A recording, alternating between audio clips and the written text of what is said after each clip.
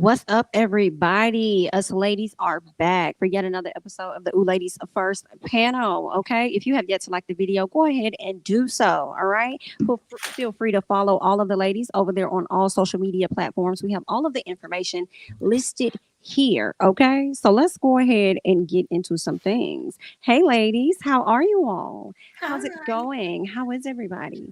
I We're feel good, like it's girl. been so Oh, long. I mean, I good. just we just been here last week, but it just seemed like it's been so long. It does. I don't like it. Yeah, It's it's like, the damn Mercury in retrograde. I'm a stick beside it. That's what it is. I can't wait till October 2nd.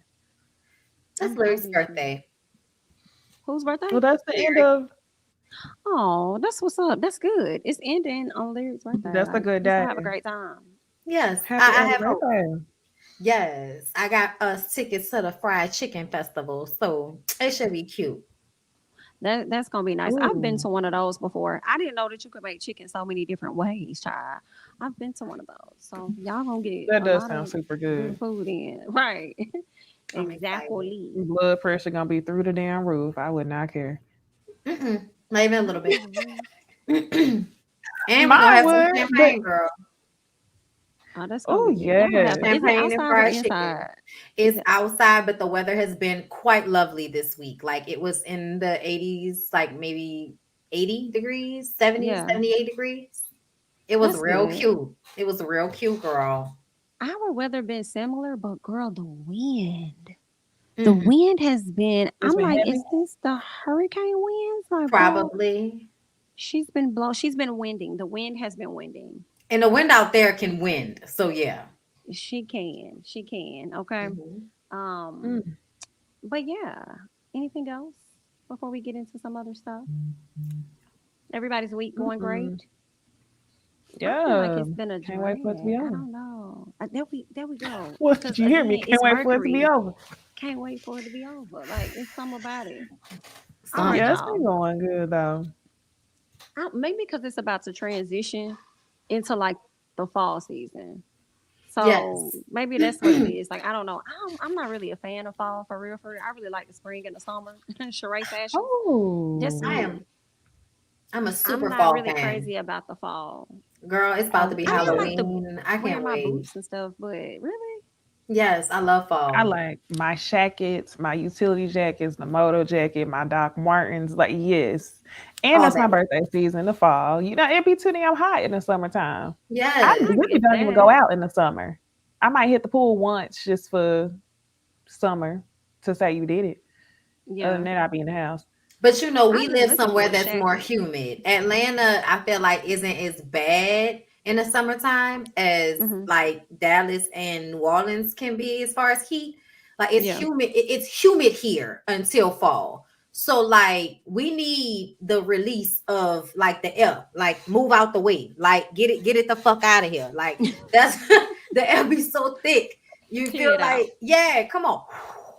So for me, you go outside and there's a breeze, you be like, oh, thank you, God, you know. No, that's what it was today. Today was Mhm. the first day that you could truly wear a jacket down here. Like Hmm. when I opened up the door today, I low key got chills, and I swear it was probably just 80 with the wind, and I was like, "Oh my gosh, it's cold! It is Y'all cold." got them You get Georgia winds out there. excited. You get excited. Okay. Crisp weather. Okay. Hmm. I can go walk around outside and not sweat my titties out. You know, like I'm looking I feel forward. you. I'm looking forward to Halloween.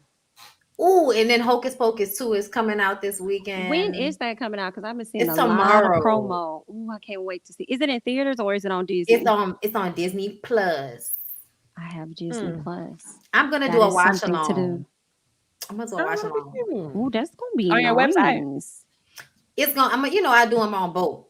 Like cause Mm. YouTube won't knock you automatically.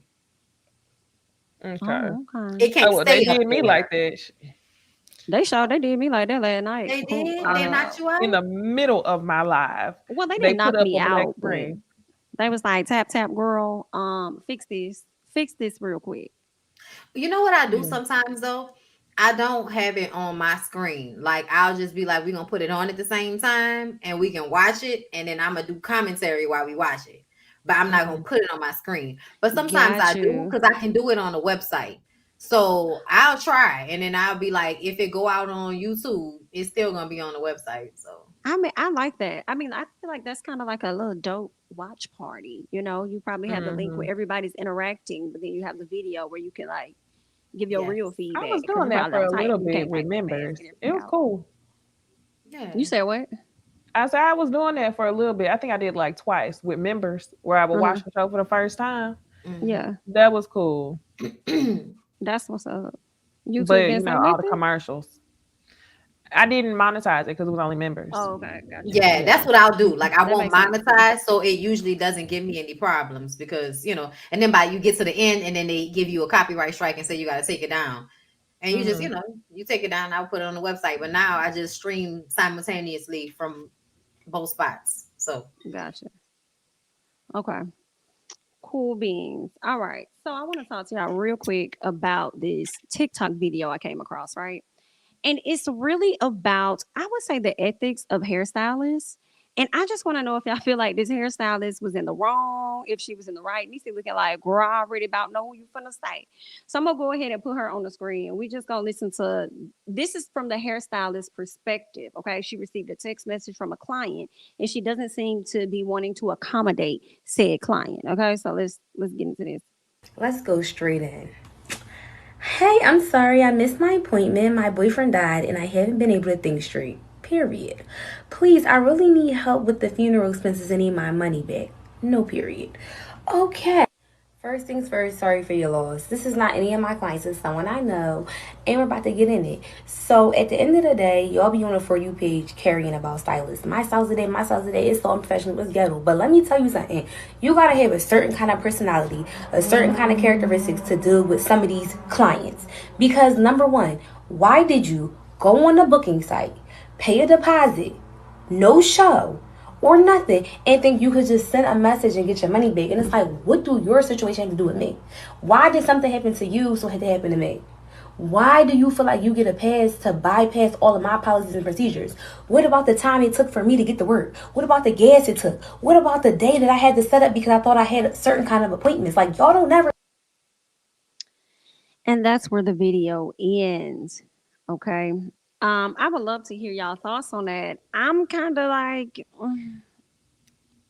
that's why you kind of set up certain things when she gives you notice at the very last minute for her to be like, what about this? What about that? It's kind of like, okay, if you cancel your appointment at the last minute for any reason, then you lose a percentage of the deposit or whatever. Or that's really why people do payday deposits. They ask people to pay the deposit first and then you pay the rest when you get there.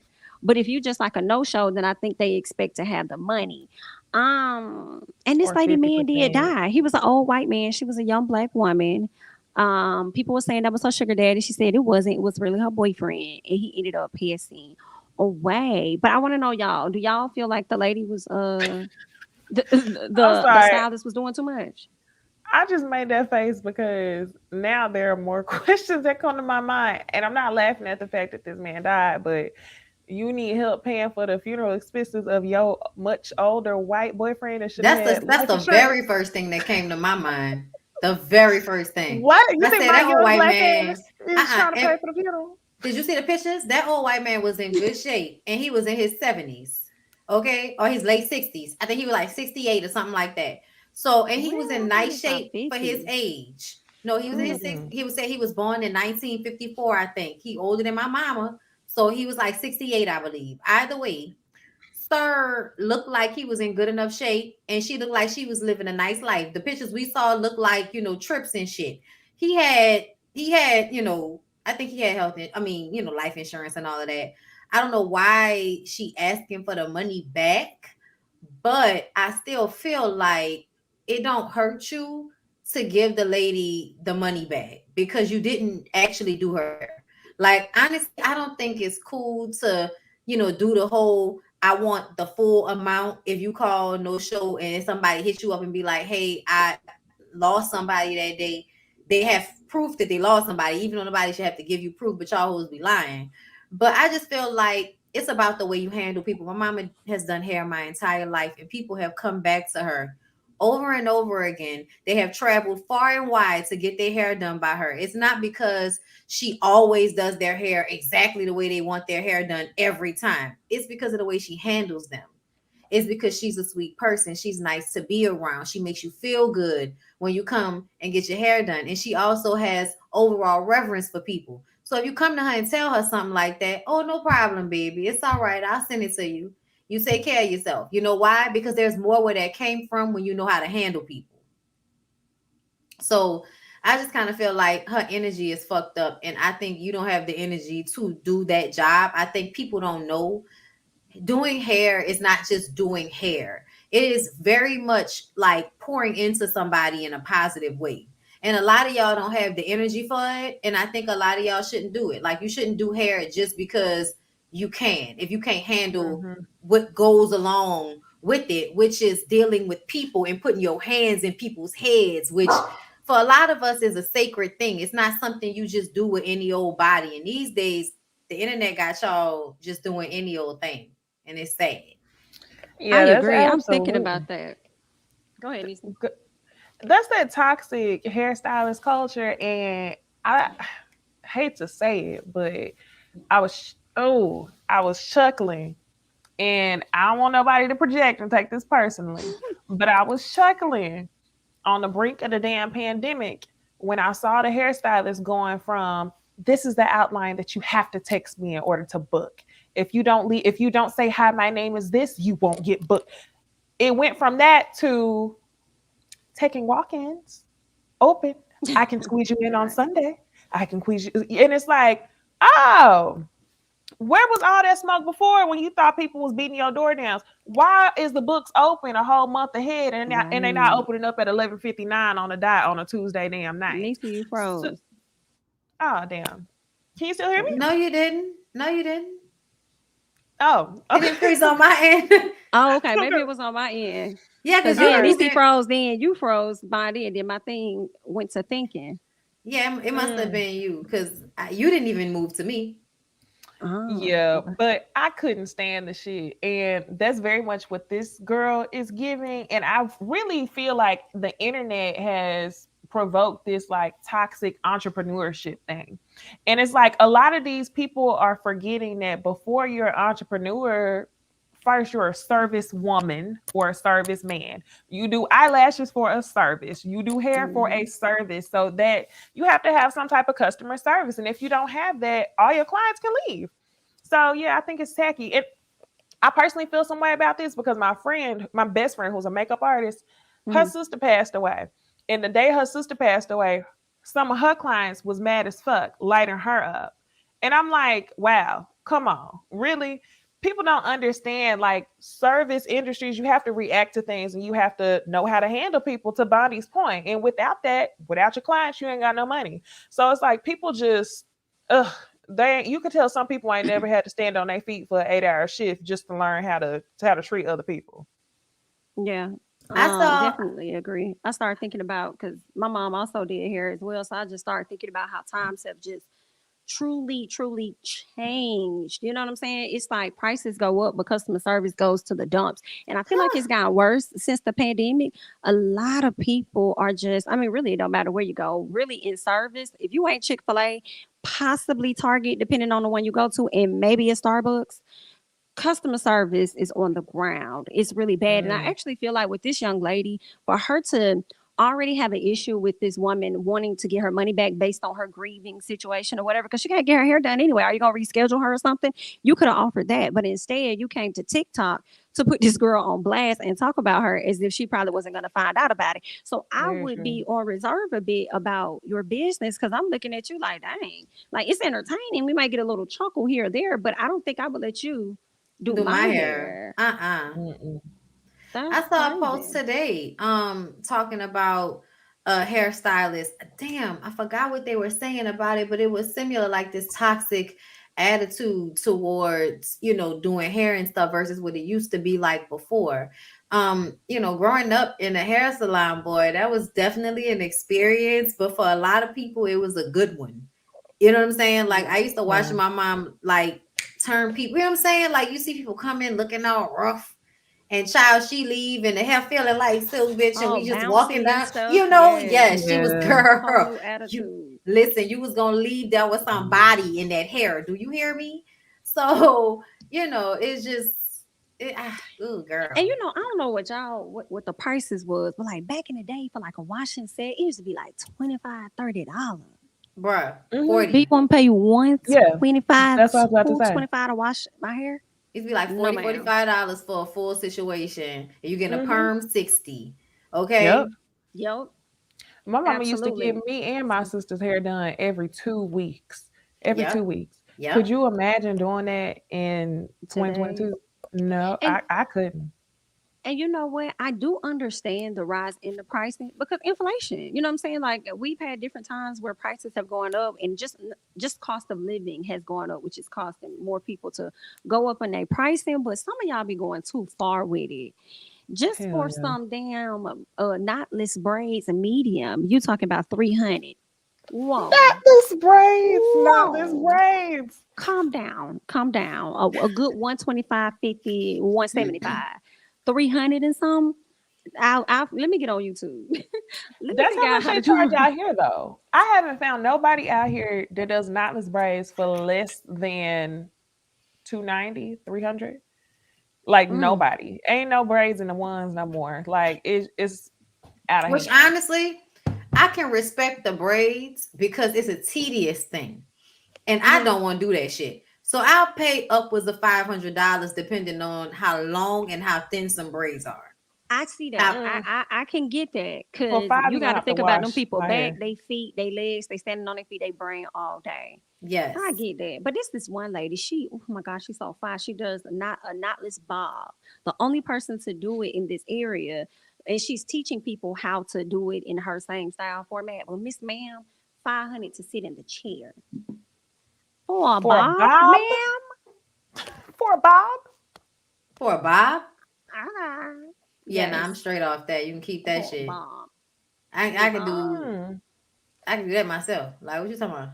Deshaun need to run in my DM. She said her lady in South Dallas is under 200. Oh, okay. Oh.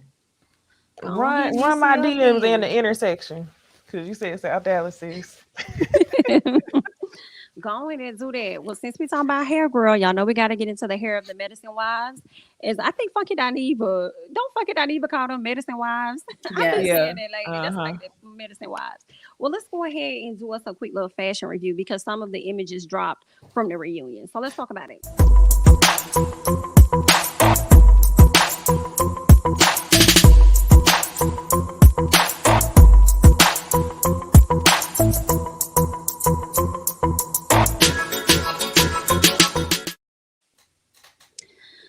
All right. These are a few of the cast members from Married to Medicine. What is this? Season 9, I believe, or 10, whatever reunion is coming up. I hate how they kind of release these photos. I just want to go and put that out there.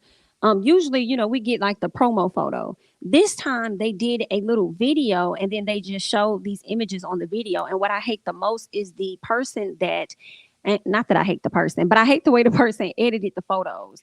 Cause I'm like, Yes. what the hell? Like, I mean, like, were you trying to give it a type of filter to go along with the theme? Because the theme is 70s Las Vegas theme. And I'm like, I don't like it, but from what we get, we'll judge what we have. And They always fuck up those pictures for the reunions for some reason. They you did think that on Real so? Housewives of Atlanta for 2 seasons in a row. The pictures they say that we get be all bad, not well lit in a small Uh-huh. area. You can't see the dress fully.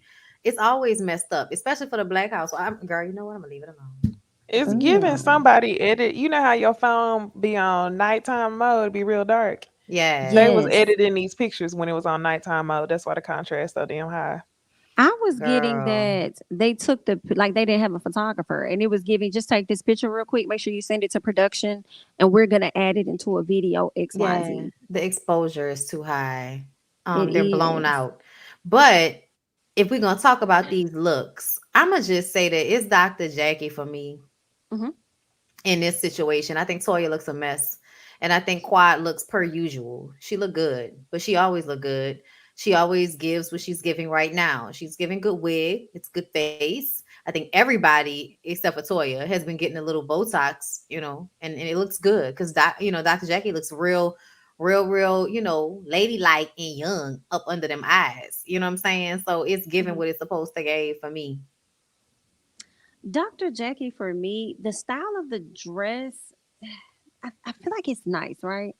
But I feel like her frame is too small for this dress. It looked like she got fabric and just draped it over her, and it kind of looks too big for her to me. Toya, I hate everything about it, and your hairstyle is giving what you gave us the entire season. I was expecting a bit more. The two don't go together. The bottom looks like foil. Like it's just, I Mm-mm. don't like it. Quad, as Bondy said, like you always look nice for the most part. It is giving a bit of background, Las Vegas showgirl, but in the back. Mm-hmm. And Mm-hmm. it still looks, you look cute though. I love the new haircut though. Quad got a new haircut, and I love that. Okay, I didn't realize it. I feel like I seen her hair like that before. Quiet. But yeah, Or is I there a don't like. real I think it haircut was a under a wig. wig? Yes, yes, I'm yes. It was a wig, but about to this the say. real style. Okay, so we just haven't seen it yet. Okay, gotcha. Oh, okay.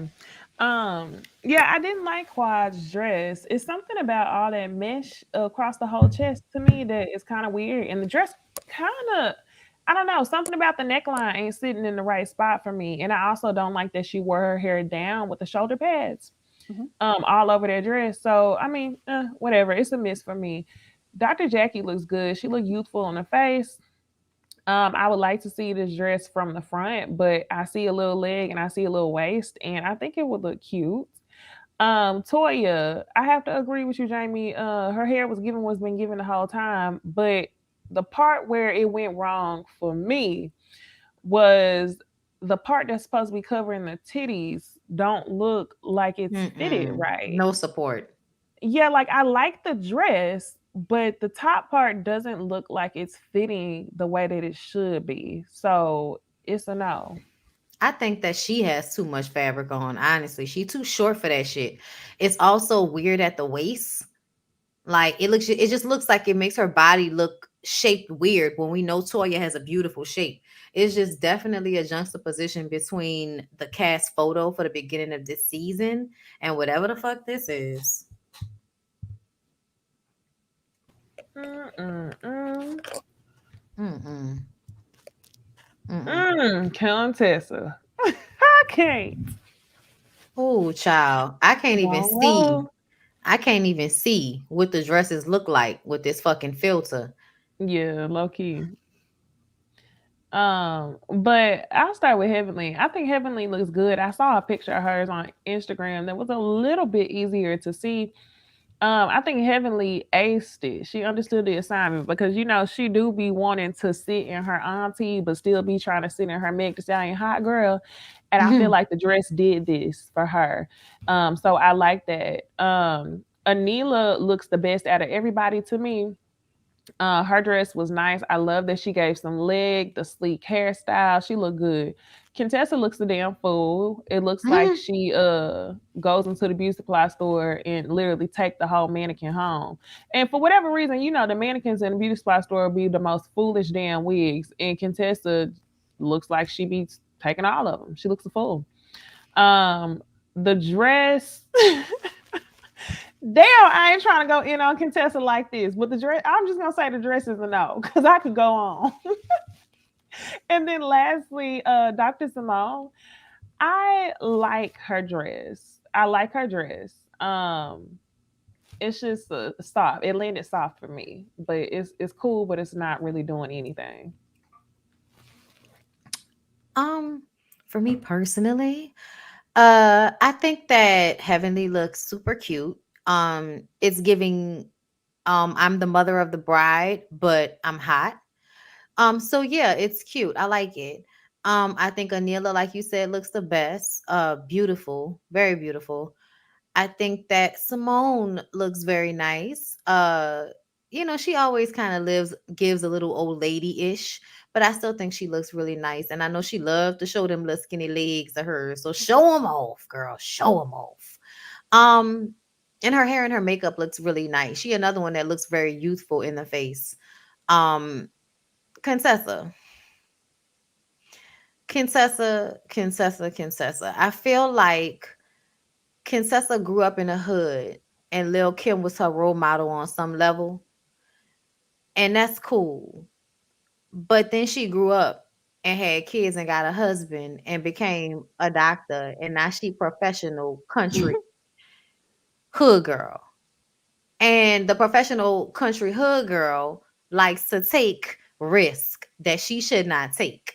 So first of all, the ponytail connected by a barrette. What in the Lil Kim is going on here? Why is the ponytail blunt like that? With the Contessa, where are you going in this dress? Since you said that about the beret, Bondy, Contessa hair, I was like, what does that remind me of? When you go into the beauty supply store and you walk past the hair dye aisle and all the little samples is blunt up against the runner? Yeah, That's what it looked that's what like. that look like. They be swirled and blunt on the ends. Girl, that is a shame. Why they did that, Contessa? Why you let them do that? They don't like you. Um, I'm still lost. Like the belt, the sleeves. You have a Well, beautiful face, Contessa. You have a beautiful face. And beautiful a nice face. body.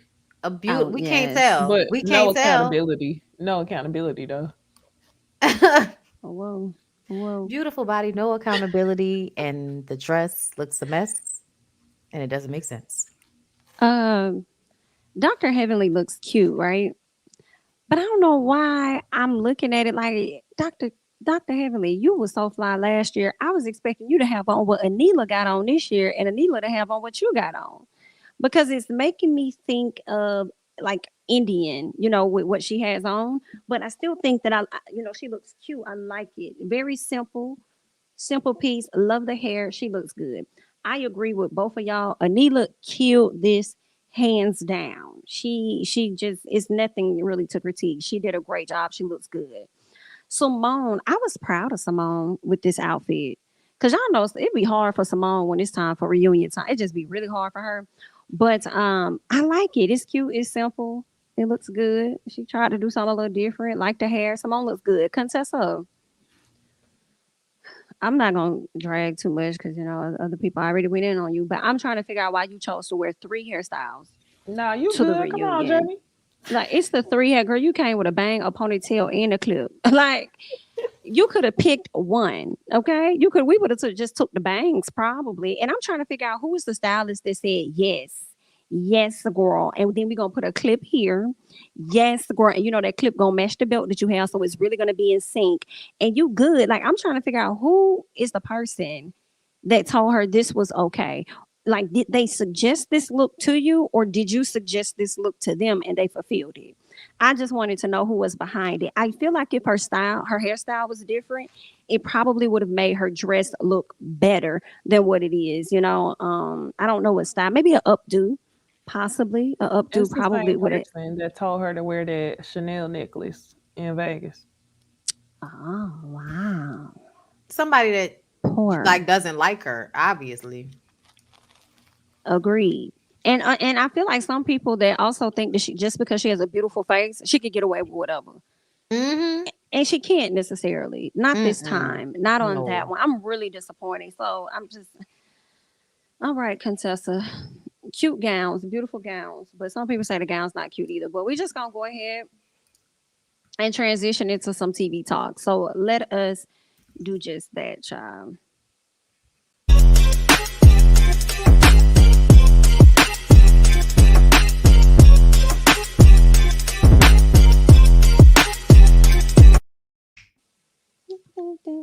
Okay, that beat be going. All right, y'all. So we're about to talk real quick, like about Tyler Perry's A Jazz Man's Blues. Okay, it's out on Netflix.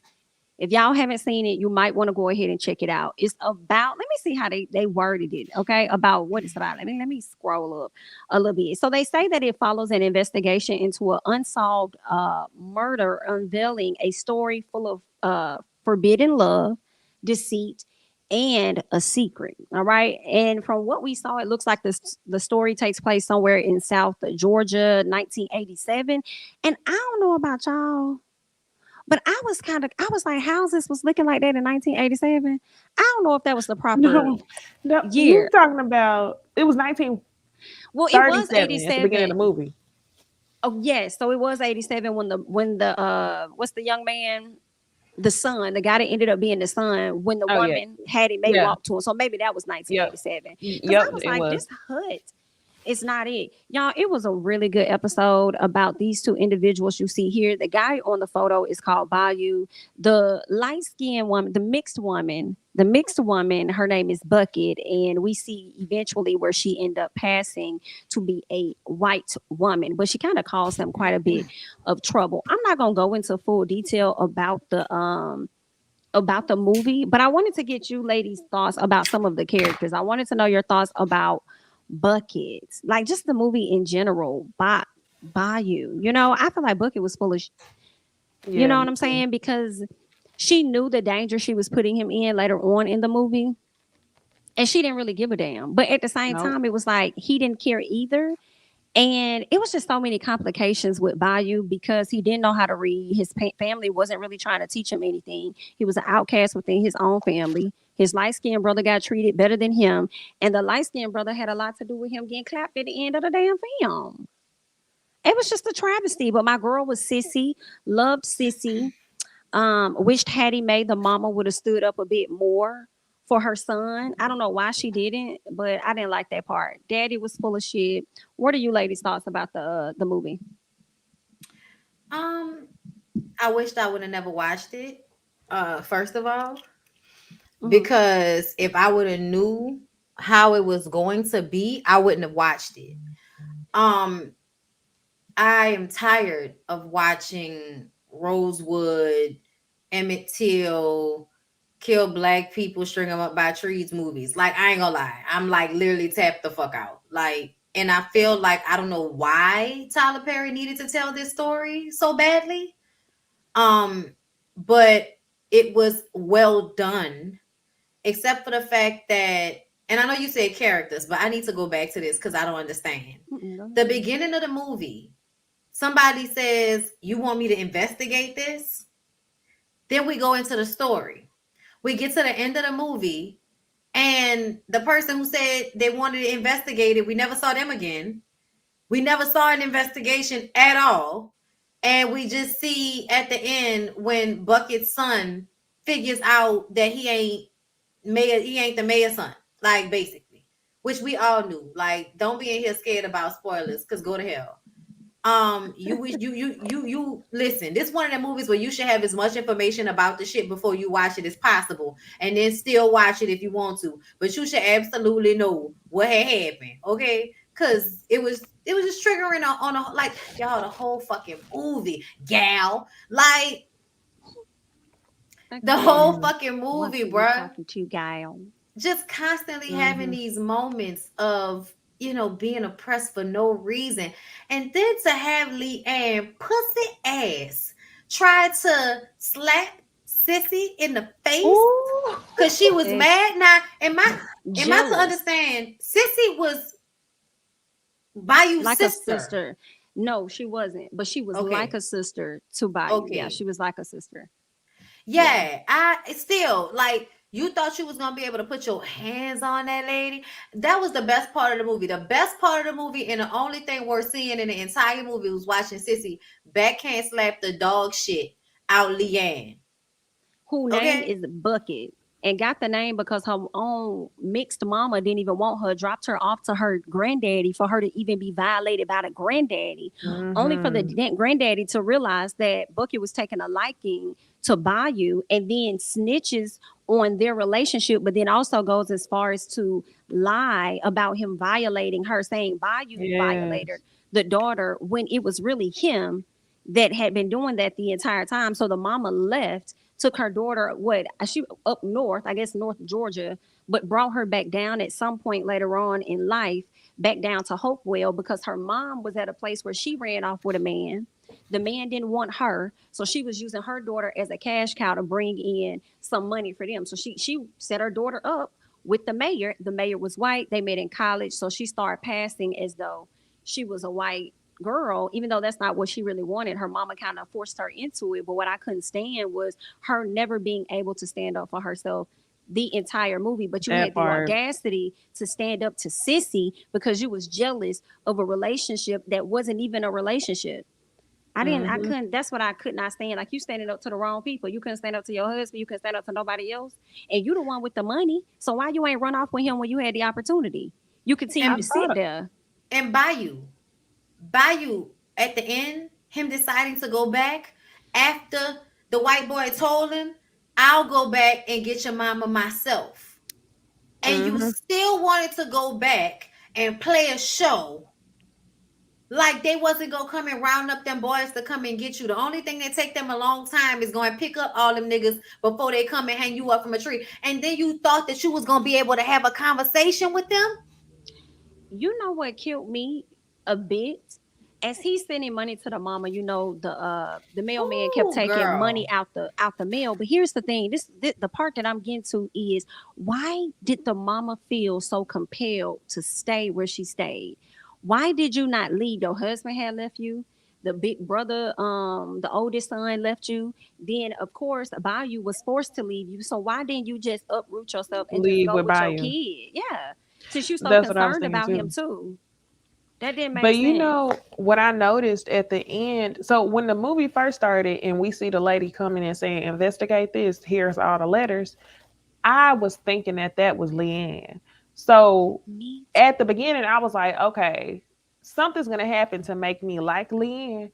And then once I actually watched the shit, I couldn't stand her ass. And it just reminded me, like, she very much was using her white privilege the whole time. And then after this man then died, all you sitting there doing is crying. And that's her it. eyes out. That's all you did the whole time. You just cried. And then when it came to actually investigating who killed Bayou, you still didn't do nothing the whole time. His mama had to be the one to advocate for him, another black woman. So it just pissed me off. I thought it was a really good movie. I don't feel like he needed to add the part in about the grandfather violating her, because I remember when they first introduced the grandfather and he held that knife to Bayou, I was like, Lord, please don't tell me you're going to add this into the movie. But he Same did. thing. And Yeah, same thing. I I agree. didn't want him to. It was a good movie, but Trauma porn. Leanne, yeah, It yeah, was. It was. And it was a different type for me because, we used to seeing people tower on folks when that is happening. This was different because she was bent over and he was doing whatever. And it was just so crazy. Like, I couldn't. I couldn't. That was a lot. And she could for have it, ran at any moment. but see, this is the thing. I feel you on that, Nisi, about why you included, because it served no point at a later time. If he Right. wasn't gonna get his justice, then what's the point? I feel like this movie should have been a series, because I feel like we got about 6 more episodes we could have did on this, where we could have got some type of justice or something else for Bayou or whatever. So I feel like we could have had this a little longer. Like, he actually, from what I read, I saw a little snippet. They said that Tyler Perry wrote this back in Of course. 1995, and Of he's been Hmm. course. holding on to it for a 27 very years long ago. time.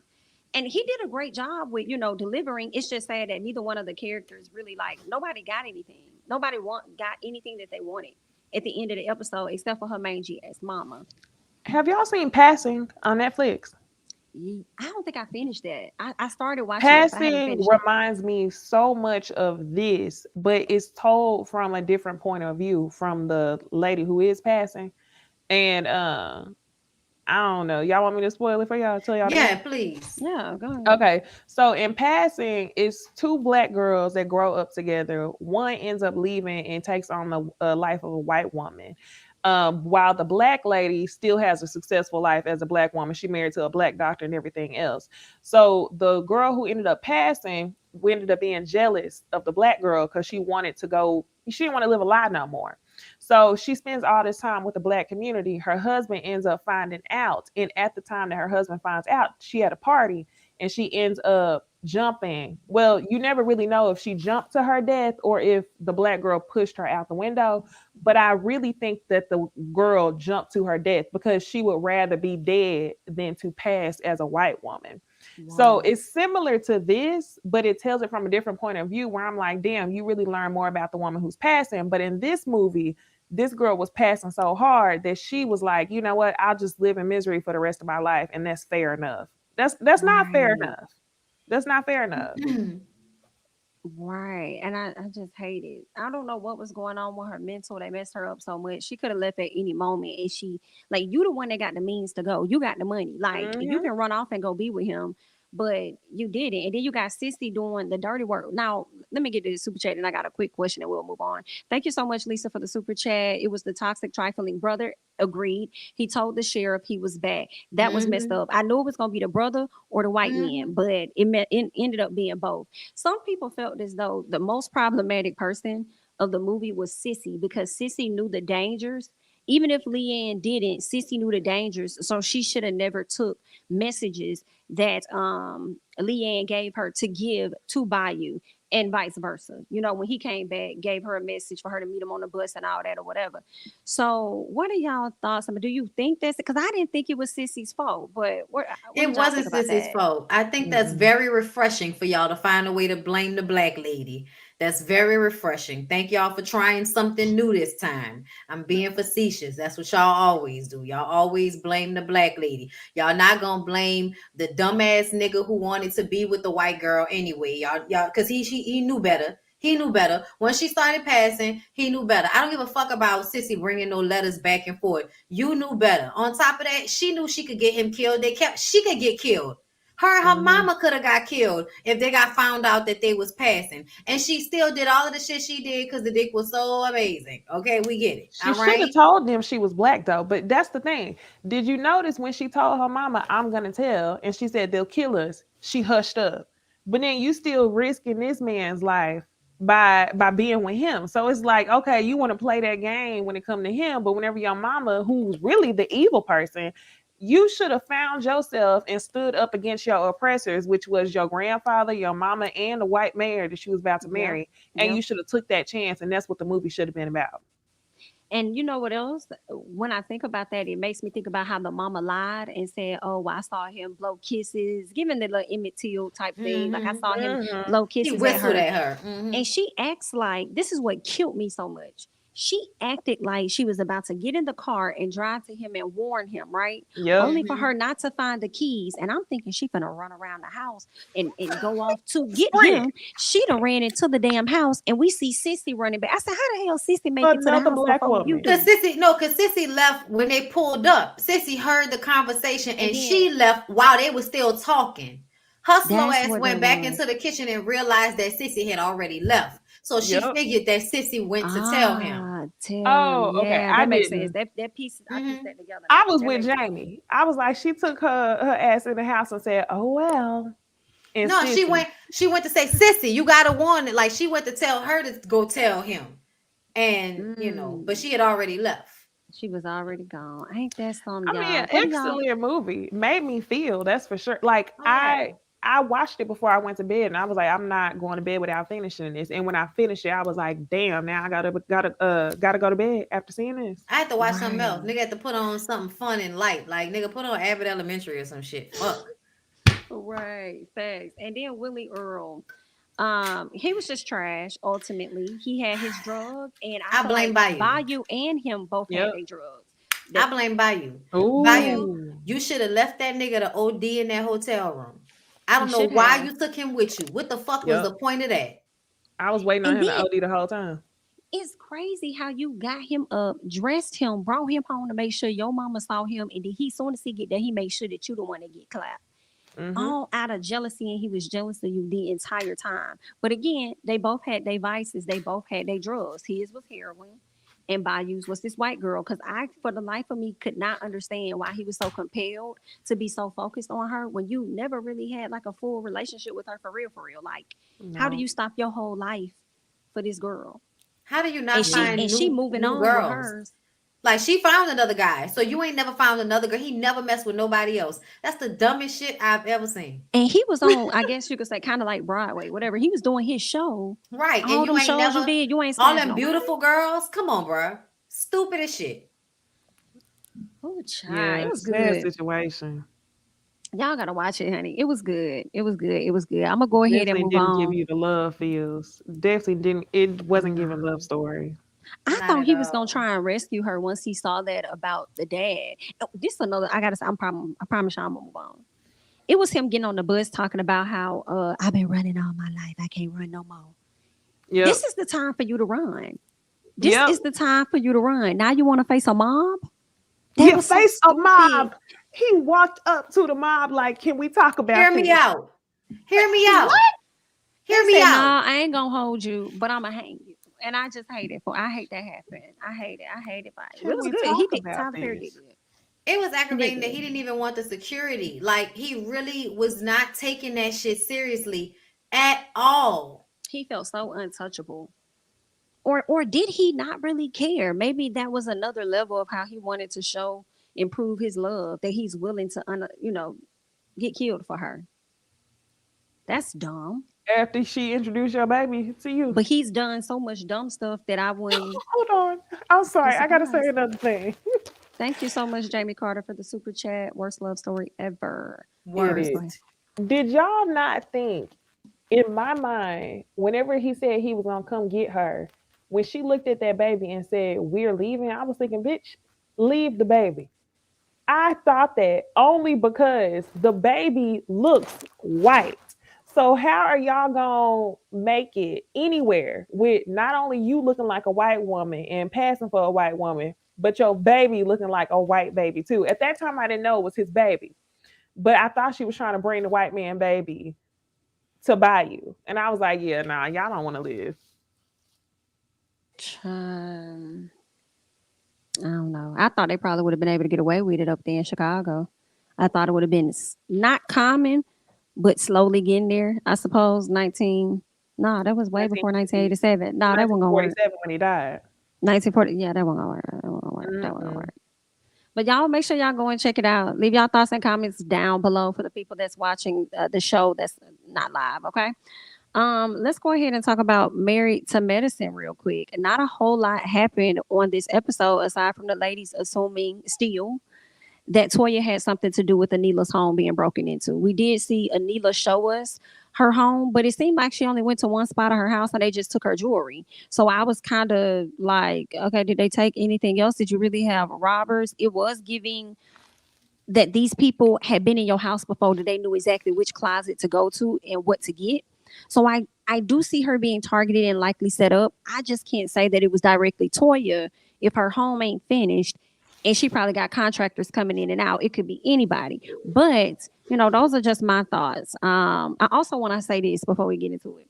When towards the end, Toya tells Quad, like, oh, could it be that she's a liar? So when she says, could it be that she's a liar? Toya turned around, and, I'm sorry, Quad, and said, well, you a liar? Has your house been broken into? And Toya's response to Quad to me was very interesting because she said, yeah, but you said you're a liar too. You said stuff about me. And I was like, Toya, why you don't have that energy with Quad as you've Yeah. had with other people when Quad just sat up here and called you a liar? That was a little interesting. Like, I don't Like, know. why know something? You Right. know, I heard I'm somebody wondering say that that, too, Jamie, or if it was this week. because she's afraid of Quad. One of the two. Mm, afraid or she knows something. I feel like Quad might know something, which is why they Mm. tread lightly with the cute shade. As for me with the robbery, I feel like it's a 50-50 thing. And like it's weird because on one hand I'm like, y'all weird as fuck for thinking that Toya would set up the robbery. Like that's OD. But on the other hand, I'm like, you know what? If Toya really did sleep with this man and you don't want to talk about it that bad, like you might be desperate enough to attempt to do some hush shit like that. Like, girl, let me go steal your wedding ring, pay somebody to go do this so you can hush. Um, but I really don't know. I'm 50-50 on it. I'm like in a never say never situation when it Yeah. comes to these ladies. Mm-hmm. I agree. I don't put nothing past anybody. And I would have never really thought that if Eugene and Toya's response wasn't so, well, I guess she shouldn't be a liar. Like it was almost like they deserved it or something. And I was just kind of like, I don't think anybody, on this show deserves to have their home, ramaged. Like that's such an invasive thing, and it makes you feel like you're not safe in your home, and that's a fucked up feeling. So for me personally, I feel like their attitude is what made me feel like it's a possibility more than anything else. But outside of that, the robberies are at an all-time high out there. So it's not, it's been happening a lot. It's been happening to a lot of people on these shows. Not just Bravo shows, y'all, because I know everybody thinks it might be somebody with Bravo, but it's not just people on the Bravo shows. There's been a lot of like celebrities that live in Atlanta that have gotten robbed, and it's because they live in those big ass houses on a lot of land, and it takes the police a long time to get somewhere. So people is out here struggling, scratching, and surviving good times. And a kneeling, might be somebody they know has something from whatever, but that party also. Because that party made it so that somebody could get in and out of their subdivision at the time that they got robbed. It's hard not to see like some type of link between a party being thrown, where that means a whole bunch of people are coming in and out of the subdivision more so than normal. Mm-hmm. And then a robbery happens at somebody's house during that time. I'm not saying somebody at the party did it. I'm just saying that's a coincidence that happened at the same time. And the party probably made it easier for the people to come into the subdivision to rob them in the first place. So Carmitha also influenced my opinion on it. I'm not saying Carmitha did the shit, but you got some hood friends. You got some hood friends, because when Carmitha showed up to Quad's Christmas party, the way she walked in there with Amima, she walked in there strictly knowing that her job was to nook if Toya bugged. Like she knew that was her job. So I'm like, knowing that you got people around you like that, it ain't. I mean, when I say people around you like that, you have people who do what you need them to do. It ain't nothing but a call to get those people to do what you need them to do. But you never know. I forgot all about her, Necey. Yeah. After I saw Carmitha, I was like, you know what? She might have done that shit. Carmitha, I thought it was weird, even going back to that episode, when you see them walk into the party, Toya and Eugene walk in together. Carmitha walks in behind them. Carmitha didn't walk in like side by. You would assume that Carmitha and Toya would walk in together as friends. Eugene would kind of, escort the ladies behind. It was the fact that I feel like they walked that way because Carmitha was not supposed to be there, and she was there to wreak havoc. She was there for that reason. Because they walked in first as a distraction, which would make sense to me. Hey, Quan, hey, everybody. And then Carmitha came, look, bro, you kind of got me on a 50-50. Now, see, at first, or even, maybe 70-30, girl. Because at first, I'm like, nah, I don't believe Toya would do that. Like, but then when you bring up Miss Carmitha and how she was acting and ready to get with Miss Girl very quickly, I'm like. Carmitha didn't say nothing. She just stood up. That's how you know that she was there on assignment. She was about that action and nothing else. She didn't care about no camera time. She just wanted to lay hands. I'm away. I'm away. I'm away. I'm gonna see how they play out. I don't know. I ain't gonna be able to look at Toya the same if she had anything to do with this. Like, that's just insane to me. We'll see. Either way, Anila, good luck. Hope you are able to get your ring replaced. I'm sure she is, considering the fact that they got a lot of money. Okay, a whole lot of money since they went over budget, and I'm sure she got a whole bigger ring right now. Okay, but anything else on Married to Medicine? Anything else about the ladies we care to mention? Good. All right, so let's go ahead and talk about these ladies of Bell Collective. Okay, so we know Tasha is really coming, in my opinion, to get at Miss Tambra. All right. Do y'all think she was coming to get at Miss Tambra? I feel like she came there to be straight messy. She knew the assignment. That's what she came there for. And I also feel like Marie knew exactly why she invited her, because if that's your person for your events, why you ain't invite her to your birthday party? So for me, it was given, y'all came there to be messy as hell. And then we had Akeisha pretty much stand up on behalf of Miss Tambra. She had her back. And a lot of people didn't like that. They understand that. But I'm kind of like, it shouldn't have took Akeisha to really kind of have her back. Somebody else like Tisha or someone else that's been cool with her longer should have probably stood up and had her back. What do y'all think about that particular scene with the ladies? That made me like Akeisha more. Just because Akeisha, I feel like it showed further flaw in Tambra. Tambra moved funny depending on whoever she was around. Like you introduced Akeisha to the group because you wanted that influence that you brought her in, but then when Akeisha wasn't around, you was talking shit.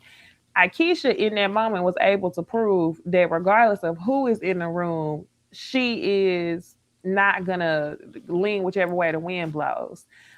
Even though she did lie about supposedly calling them "Is there prettier girls in Jackson?"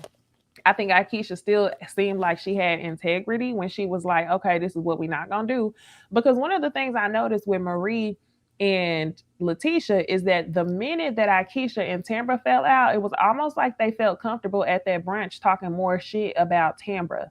And that, if I was Akeisha, would make me nervous because knowing that y'all knew Tambra longer than me and y'all are starting this mess, and now that Tambra and Akeisha fell out, you want to talk about her? I ain't really with that. So I like that Akeisha did that.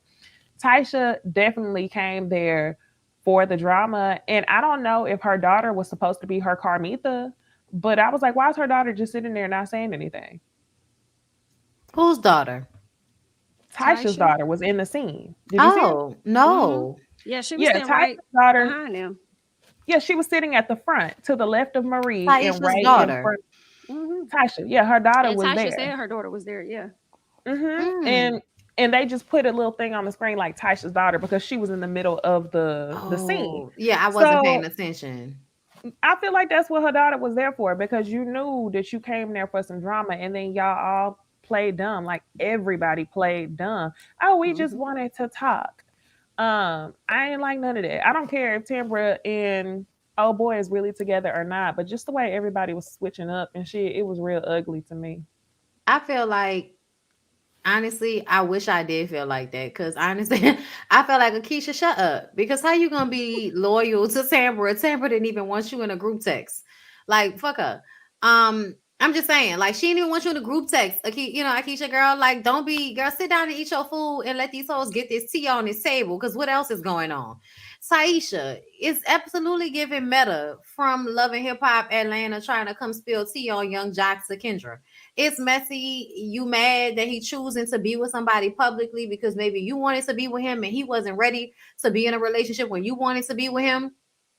So now you're trying to spray inconsistencies in him and Tambra's relationship because obviously they flaw on some level.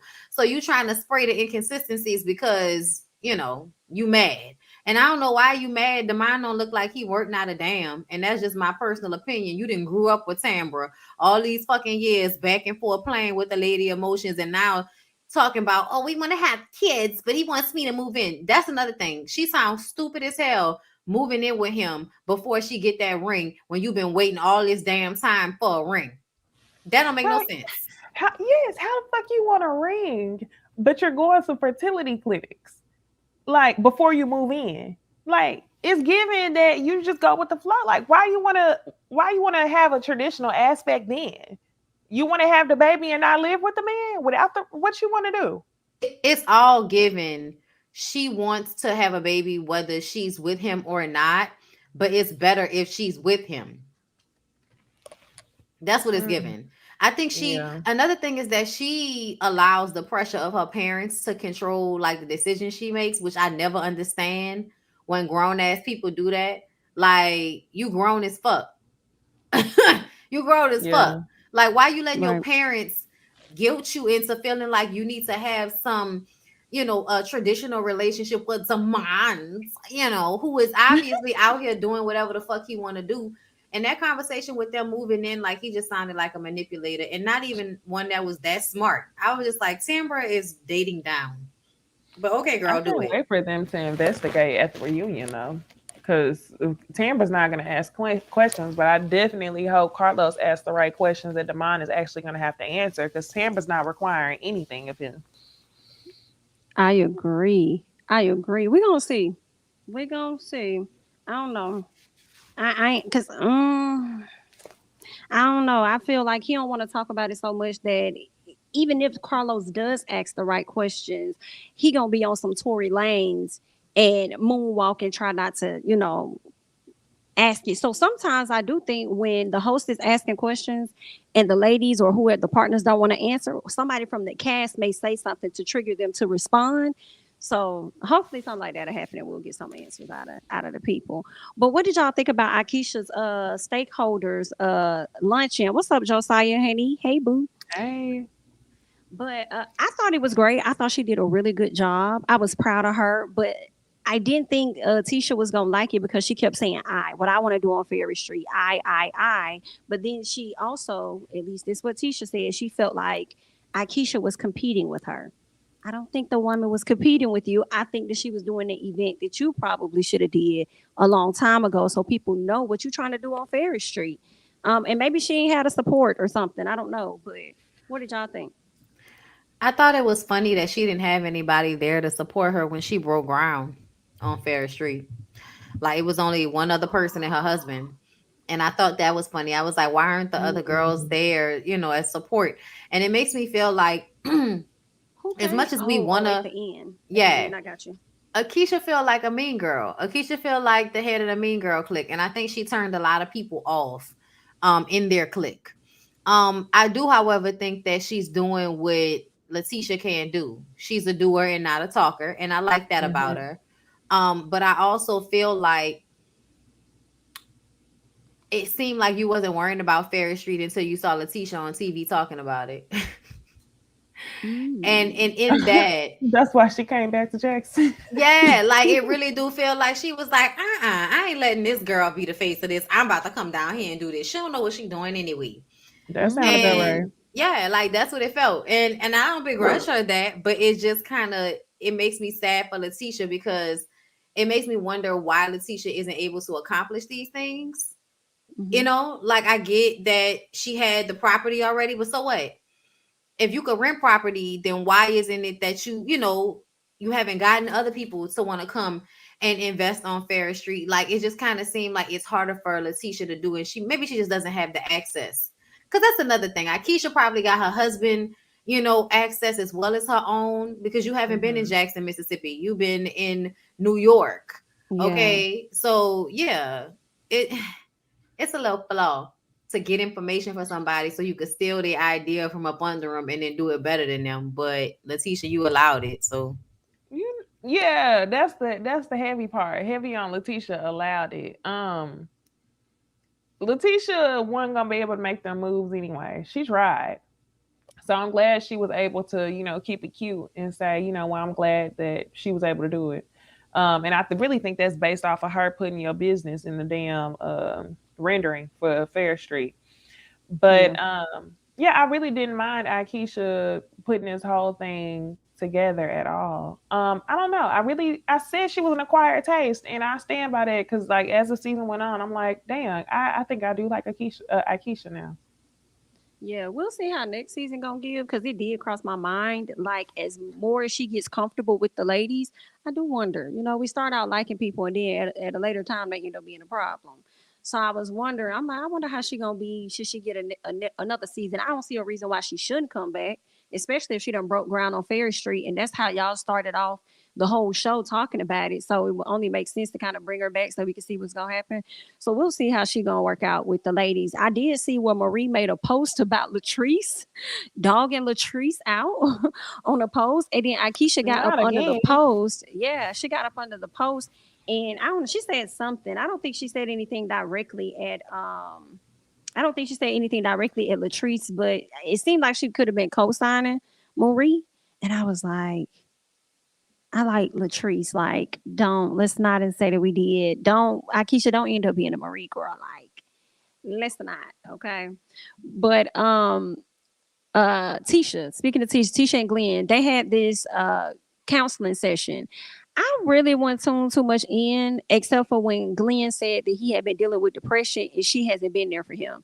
And I said, you are so stupid. If you're in depression, it's because of the stuff that you caused on your own. Stop trying to make this lady feel away for your own damn actions. And I hate to say that, but it's like, how's she supposed to know if you being for real because you're really in depression, or Yeah. if you just trying to use that as a way to kind of get her back. Like, I'm like, Tisha, as much as you over here crying and whining and all this stuff, girl, you're gonna be in this cycle yet again. Y'all been together since you was 17, and at some point, women have wake up calls, and they be like, after 20 years or so, I can't do this no more, whatever. But you're gonna be there for a little bit longer.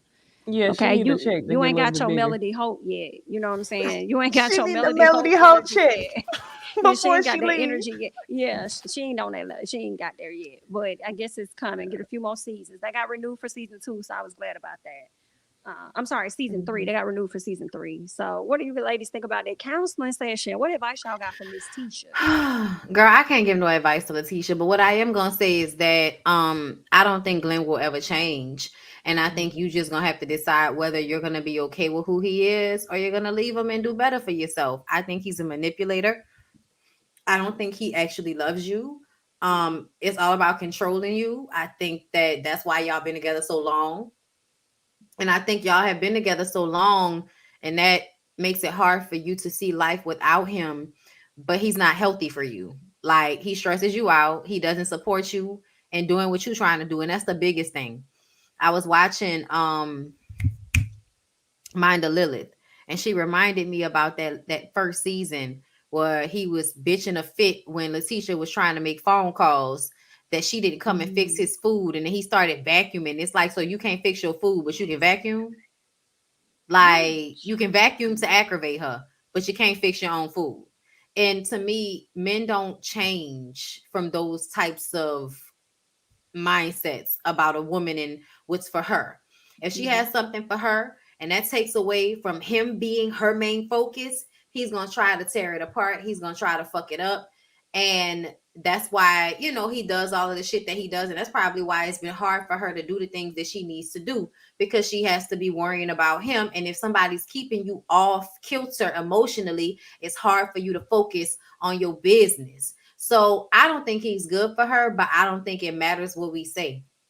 I think he's trying to have her set up, but lacking, right? When I think of set up, I'm thinking about Diddy in Miami just a little bit. Like, he wanted her to be set up, not doing that. That's what most manipulative type of abusive type men do. They want you to be at home, be right where they need you to be, and they'll be the ones making the money on the outside. But now she's starting to branch out. He insecure as hell because he feel like she's gonna end up finding somebody that's better than him. But I hope that. Yeah. It's sad. I don't want to say that because these people married, but some part of me is kind of like, I hope she find it while she in the marriage with your ass. And she is at the Don't house. let You act your like husband. like that's supposed to stop some. Not what say it, Necey. I ain't gonna say it. You know, they used to I'ma be say saying, it if you don't say it. don't let your boyfriend block you from meeting your husband. But in this case, don't let your husband block you from meeting your second husband, Letitia. Okay, that's okay if you got to get another one.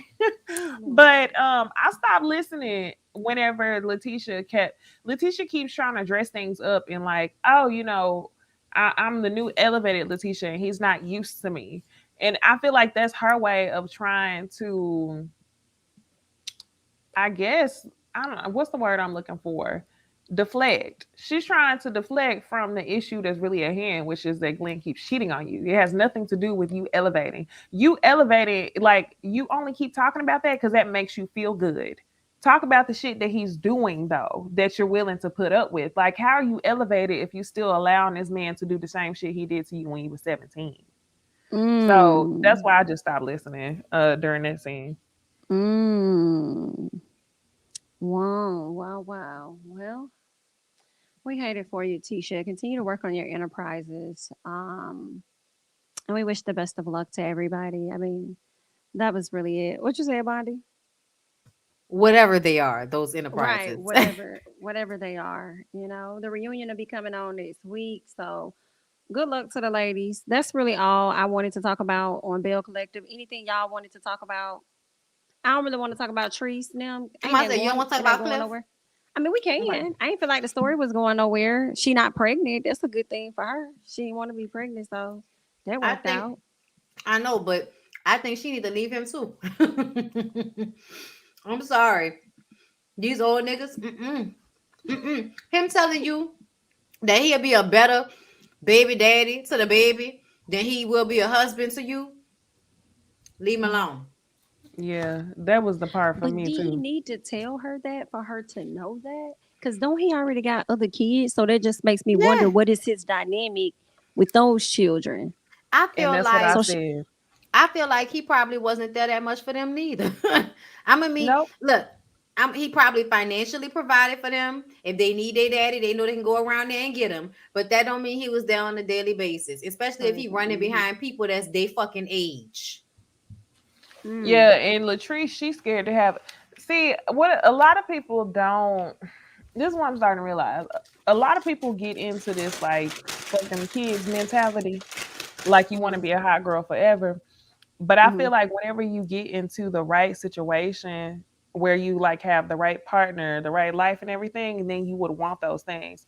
But because Latrice knows who Cliff is, he's already showed her all his cards and she knows how he's been with the other kids and their moms. She don't want to get to that level with him. But if she was with the right person to make her feel secure and safe, then I feel like she would want to have a kid and she would feel like she could do both. But she that's know who real. Cliff is. Her mama telling her who Cliff is. She know who that man is. But he's trying to make her believe that if you don't have a kid for me, you're gonna lose your security. But she already feels like if she has the kid, she's gonna lose her security. So it's like, which Mm-hmm. one do you really do? Another thing that killed me was him telling her that everything she said is bullshit when they was having that conversation. Like, how you like? Sometimes I feel like people don't be listening to the words that motherfuckers actually say.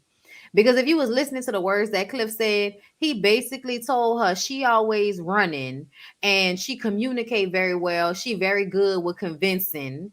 He called her manipulative. Like she was saying, Mm. well, no, you talk to me aggressively, like you yell. And he said, well, I talk like a man. I can't talk like a woman. Now you're belittling her as a woman. And then he says that everything she says, it all brought down to some bullshit when she asking for you not to talk to her crazy. So my point is that the nigga can't even understand how to adequately communicate with you. He can't even understand that he has issues from his childhood that he Mm-hmm. may need to deal with so he can be a healthier parent. That's what you want. Latrice is in the mindset of I would like for these things to be cleaned up. But daddy is an old ignorant nigga that's telling you he don't have the capacity for that. He's not gonna move. And you need to find somebody that's going to be on your level mentally. It's not just about financial no more because you're not that young no more. Now you want to be with a man that mentally is going to be able to supply what you need, Right. which, like Necey said, would probably make her want to have a child with somebody if she felt like they were a smart man closer to her fucking age, tall, good looking, got their own businesses, can spend time with the children, do respect her, understand that you can't keep yelling and talking down to somebody, actually speaks Mm-hmm. with clear diction. Girl, go get you some young dick and stop playing with us, please, Latrice. Right. Because I feel like Yeah. she got with Cliff back when she thought that shit was cool to be with this older rich man. And Yeah. then Yes. now she And getting the shit older gonna get and it's not the old. same. And he married No. Mm-hmm. her wanting, I feel kind of like wanting a child because the conversations he has with her is always, I've been in this world longer than you. I'm more experienced than you. And what you say, it don't make sense and it don't matter because you ain't been living as long as me. Right. And I Yep. don't know how she could continue to be in that space to kind of feel like you stupid all the time. Because that's pretty much what he's saying. But Mm-hmm. I feel like give them enough time on this show, Treese might not be there no more. She gonna be moved on and find her young zaddy. We gonna see. She should. All she got to do is go to therapy. As soon as she go to therapy and that therapist start talking about her daddy issues, she ain't gonna want Cliff no more. She not. That ain't gonna been ahead about 2, 3 kids If after she him. see herself, she know she could do better. Cause I know she know how good she look. And it ain't always about looks, but you know what I mean. Like, Mm-hmm. girl, Yeah, uh. I hate how she kind of talks to him. I ain't gonna say I hate, but I cringe a little bit when I see how she talks to him because how she talks is like a child that Yeah. may get in trouble for expressing themselves. Yes. Do Mm-hmm. y'all notice that? Like how she kind of Yes. do her hands and stuff, and I'm like, Yeah. I don't like. She don't really feel like She fully walking on comfortable in her eggshells. relationship. Yeah, I hate that for her. I hate that for her. Um, yeah. Anything else on Bell Collective? Nah, that's it. Can't wait for That's the it. reunion. All right, let's get to another. I'm glad you said reunion because I want to go and get this lackluster reunion in season Ooh, out the way. child. Nothing happened.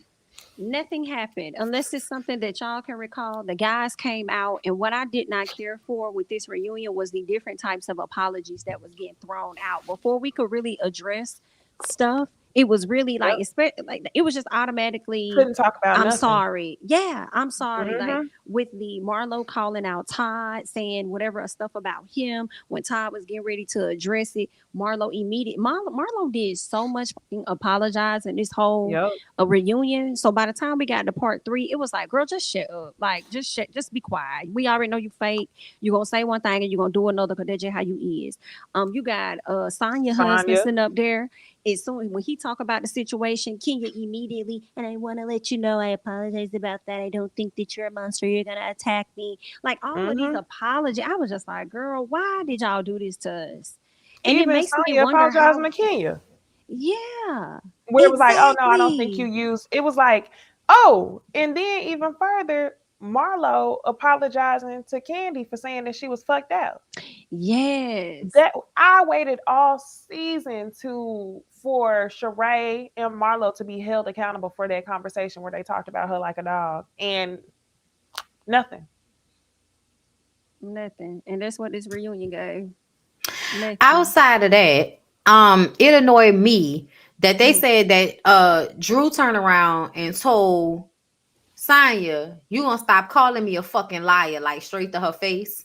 They had security had to kind of come and get in between them for a second. They had to calm it down, and it was in the preview, remember, because Drew was flipping her hair in Sonya's face, and they yeah, I never remember showed the us that, flip. and they never They showed did. us I any was of that. tripping. I thought I was We tripping never too. saw the the hair flip in the They episode. never right? showed it in the episode. They cut it all out, and I don't know why. And it's annoying as fuck because it was boring. And I'm wondering why y'all would cut out a confrontation that did not turn into a physical altercation.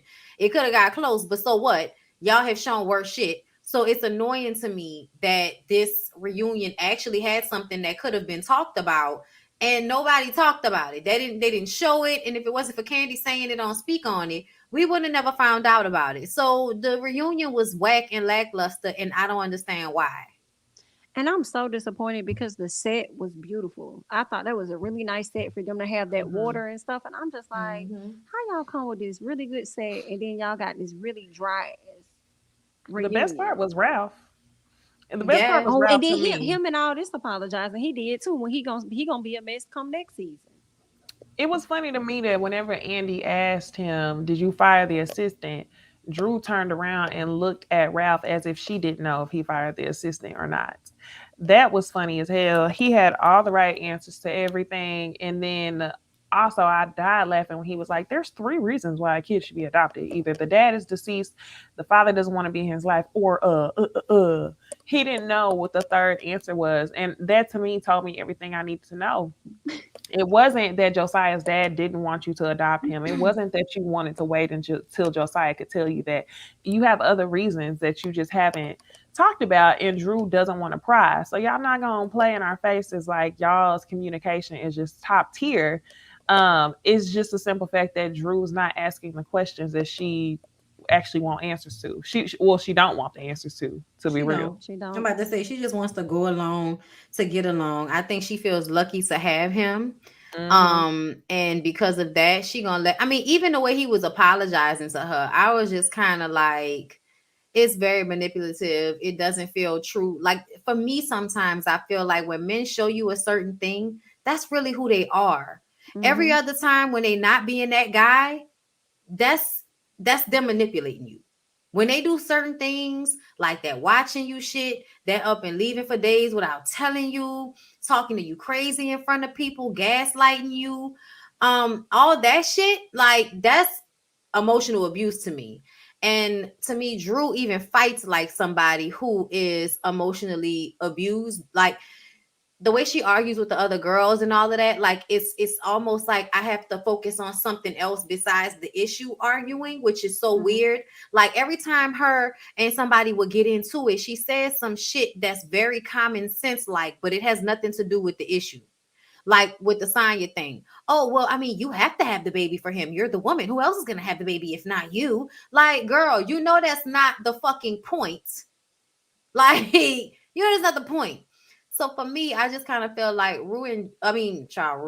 Ralph and Drew all together, like she act like a woman that's low key abused, and he act like a abusive pretty nigga that knows how to control himself in front of people, but in private, it's probably a terror, which is why her Yeah, it mama was was in that scary. house.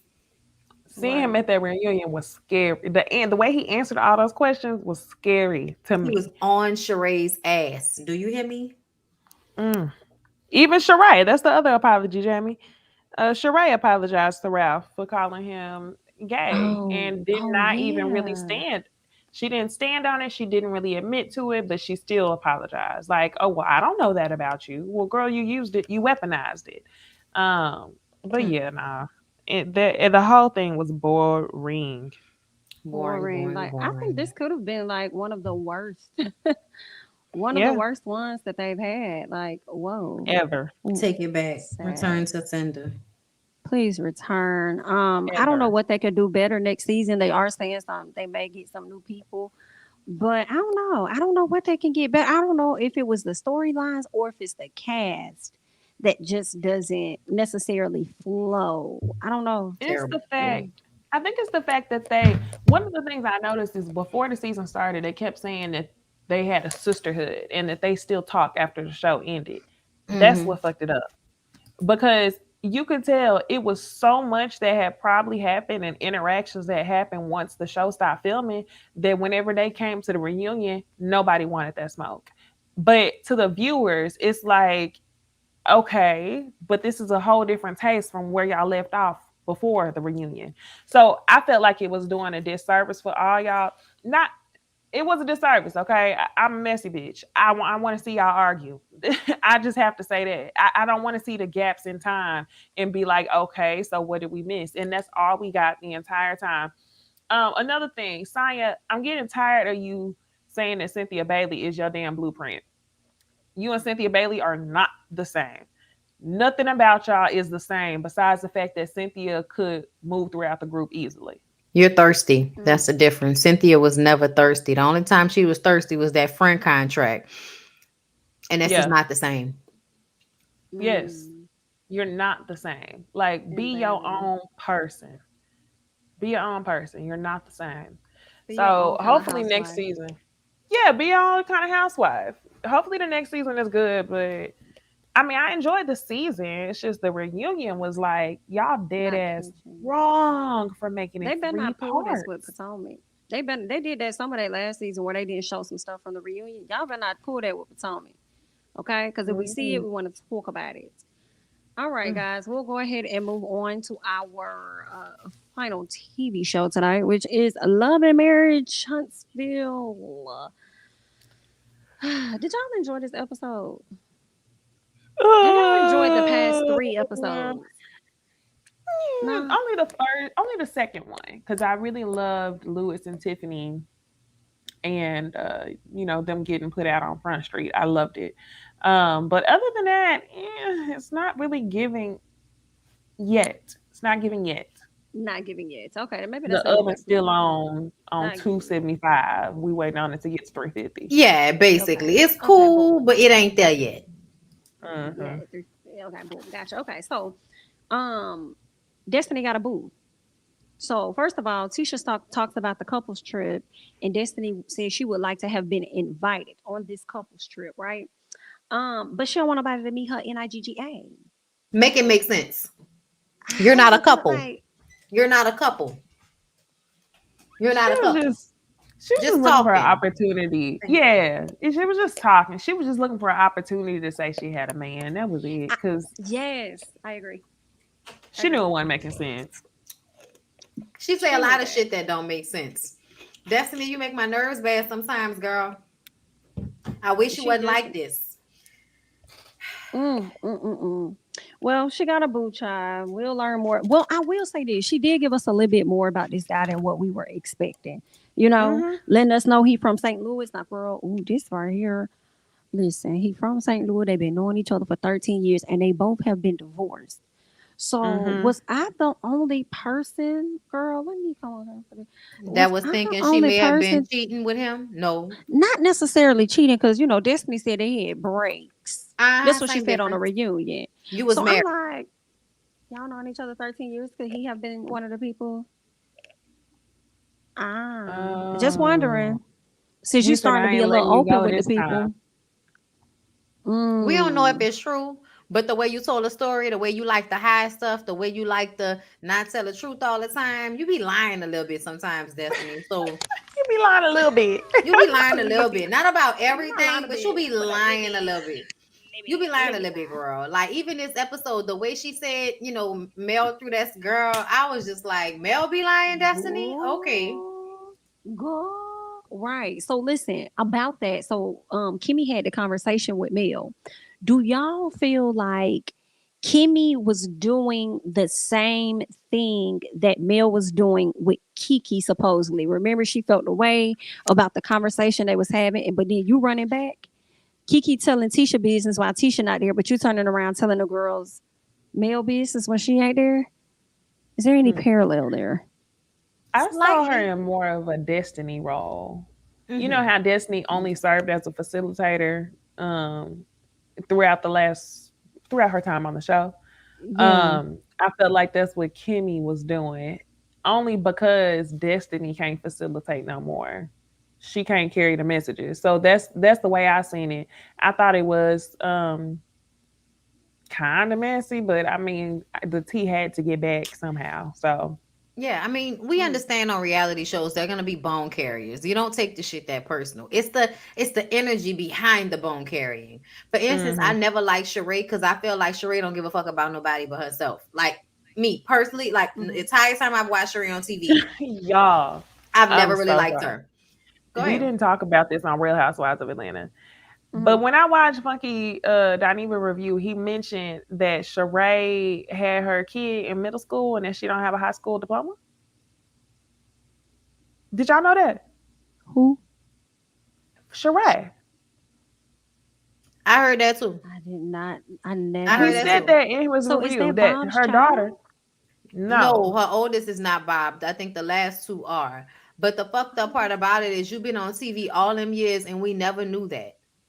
I never did. I knew always that. thought all of them were Bob's kids. I thought they probably met in college or something. I never. And for the Wait people a who was minute. So watching in the we first, hmm? we've been watching Sheree all this time and we ain't know nothing about her life. No. No, How she get this past no. us? And the people who Exactly. were watching in the first season said that she introduced her daughter as her assistant because she didn't want nobody to know she had a daughter that old.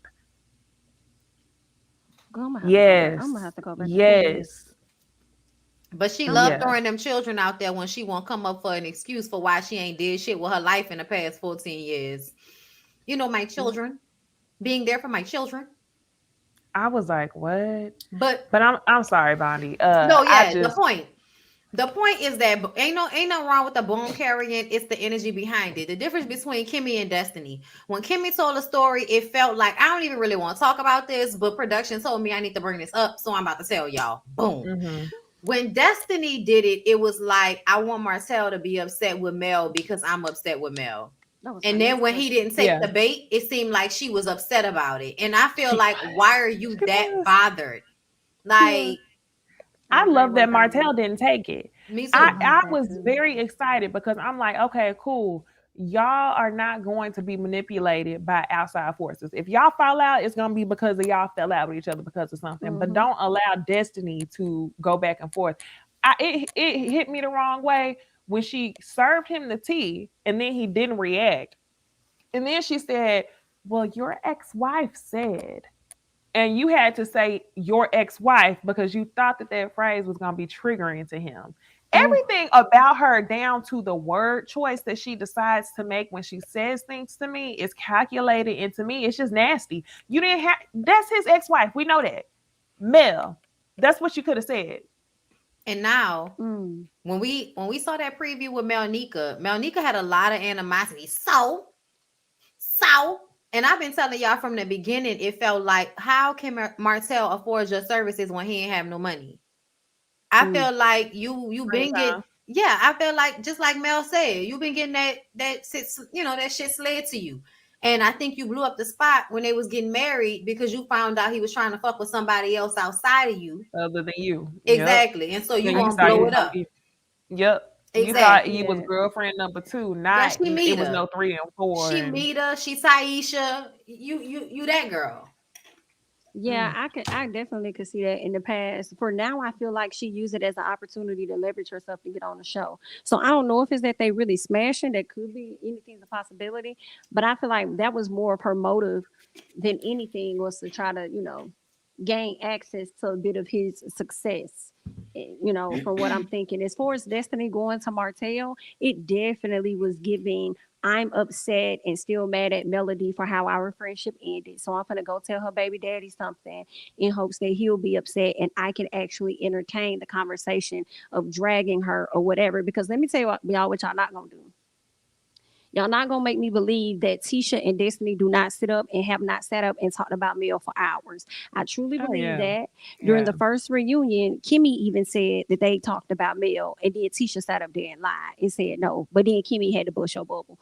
So it's sad that y'all are, I ain't gonna say it's sad. It's whatever that y'all are now friends over a common enemy. So we'll see how things play out. Should you guys fall out at a That don't later last long. time? Now, what's up? What about Mel? Mel and Martell having this conversation about Miss Wanda. I thought that was interesting for Martell to be like, I feel like learning his trigger points or who triggered him, talking about something she makes me angry. So I'm gonna let her talk. I'm gonna let you talk. They also made me think that it made me think of more than just she makes you angry. It made me think about how you are not good at public speaking in general. And now we see just how you always would let Mel talk or run things by mail in order to get business handled. Like that's what I kind of see in this moment. But I also want to know y'all thoughts about that. And do you think she should have really invited him to Destin just because she saw this much of No, change, I guess, I or think she shouldn't have did a lot progress? of shit. I think that she thought. I think because she felt that she was being attacked, and he was showing her some type of alliance, and she needed it in the moment, Loyal. especially about their Yep. kids. Mm-hmm. Maybe he was finally showing up as the person she thought he was, which at some point was her partner. But I remember when all of the shit was going down, when she was with him, Martell, girl, I was just like, this is not good. I ain't like when they took the trip together, but I felt like I couldn't say it because it's like, then people trying to co-parent. But I was like, no, because I feel like Martell is exactly who we think he is. And I feel Mm-hmm. like I'm 100% right about as soon as he realized she wasn't going to let him smash, everything flipped right Mm. back to him acting like an ass. And that's when we found out about him fucking with Sheree. Even You though right. he had been fucking with Sheree prior to him being invited on that trip to Destin. Mm. You are so So right. yeah, I wasn't happy about it. I'm not happy about her inviting him on the trip. I really do feel like y'all just gonna have to keep it separate. Yeah. Yeah, I feel like the Scorpio in Mel was impressed by the loyalty that she saw in Martell and wanted to reward him for that. Like, okay, let's see what you can do. But it's everything Bonnie just said. Martell is still like crazy in love with Mel. And you can tell by the way he is when he some gets small around her. And the only time he gets big around her is when he's mad. Other than that, he's small. The way he was folded up on that couch, yeah, he definitely wants him some milk, but it's not gonna happen. So tragic. Womp womp. Anything else about the episode we care to discuss? It looks like Marceau doesn't have any teeth in his mouth. So when you're talking about get him, calm down because that top row looked like it disappeared. Get him. Get that top teeth. Okay. Get that row together. Okay. I don't know what needs to be Mm. done. Calm down. Because at the end of the day, you put all your weight on your wife. Whoa. You put all your weight on that lady while y'all was running fast and she was breathing hard, sitting up there acting like y'all won something. All y'all think about is Yeah. competing with one another. You dragging Kimmy, talking about, well, can sometimes sex just be exercise? Nigga, if you don't get your I used to be fat ass up and go run or something and stop trying to use that lady like a treadmill, go to hell. Whoa. Whoa. Well, Nisi. Yo, What I say? Necey sound What like I a door say? opening, like you said using that lady like a treadmill with your face. Somebody She said I said, got a "No, chill. What I say? She said I used to be fat." Using that lady like a treadmill. Man, I'm gonna put that on a shirt. Using that lady like a treadmill. Period. But that's the double entendre. I guess Wow. you will say, like, yeah, he was I wrong, I but you don't running even over know. her literally as your wife. Like you using that lady like a treadmill. Like, Bonnie, go and put that on the shirt. Tisha, that go for you over there, girl. Not the Tisha over there on Love and Marriage Huntsville and Bell Collective. That Girl, might both be are the being first ran time like. I felt bad for myself. Damn. You How muted, you got Bonnie. no teeth? And you running that thing like a treadmill. Girl. Mm. Y'all think about it and like the video.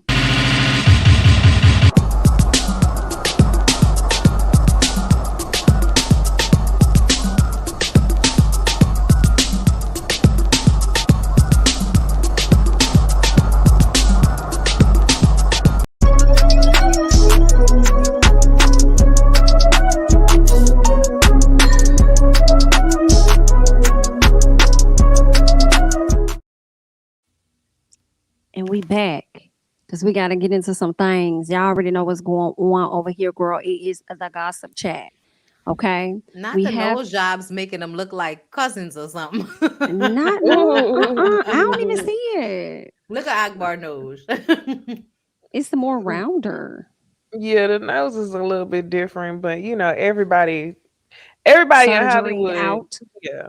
Yeah, Mhm. y'all know what I mean, though, right? The surgery Yeah. nostril with the bend to it. It's that Sorry. bridge. Yeah, it's the Yeah. bridge. They going in and picking new faces like haircuts at the barbershop.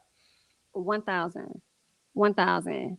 Yeah. It's no longer getting pimped out. It's getting surgeried out. Like that's what y'all got one. Cardi B Akbar.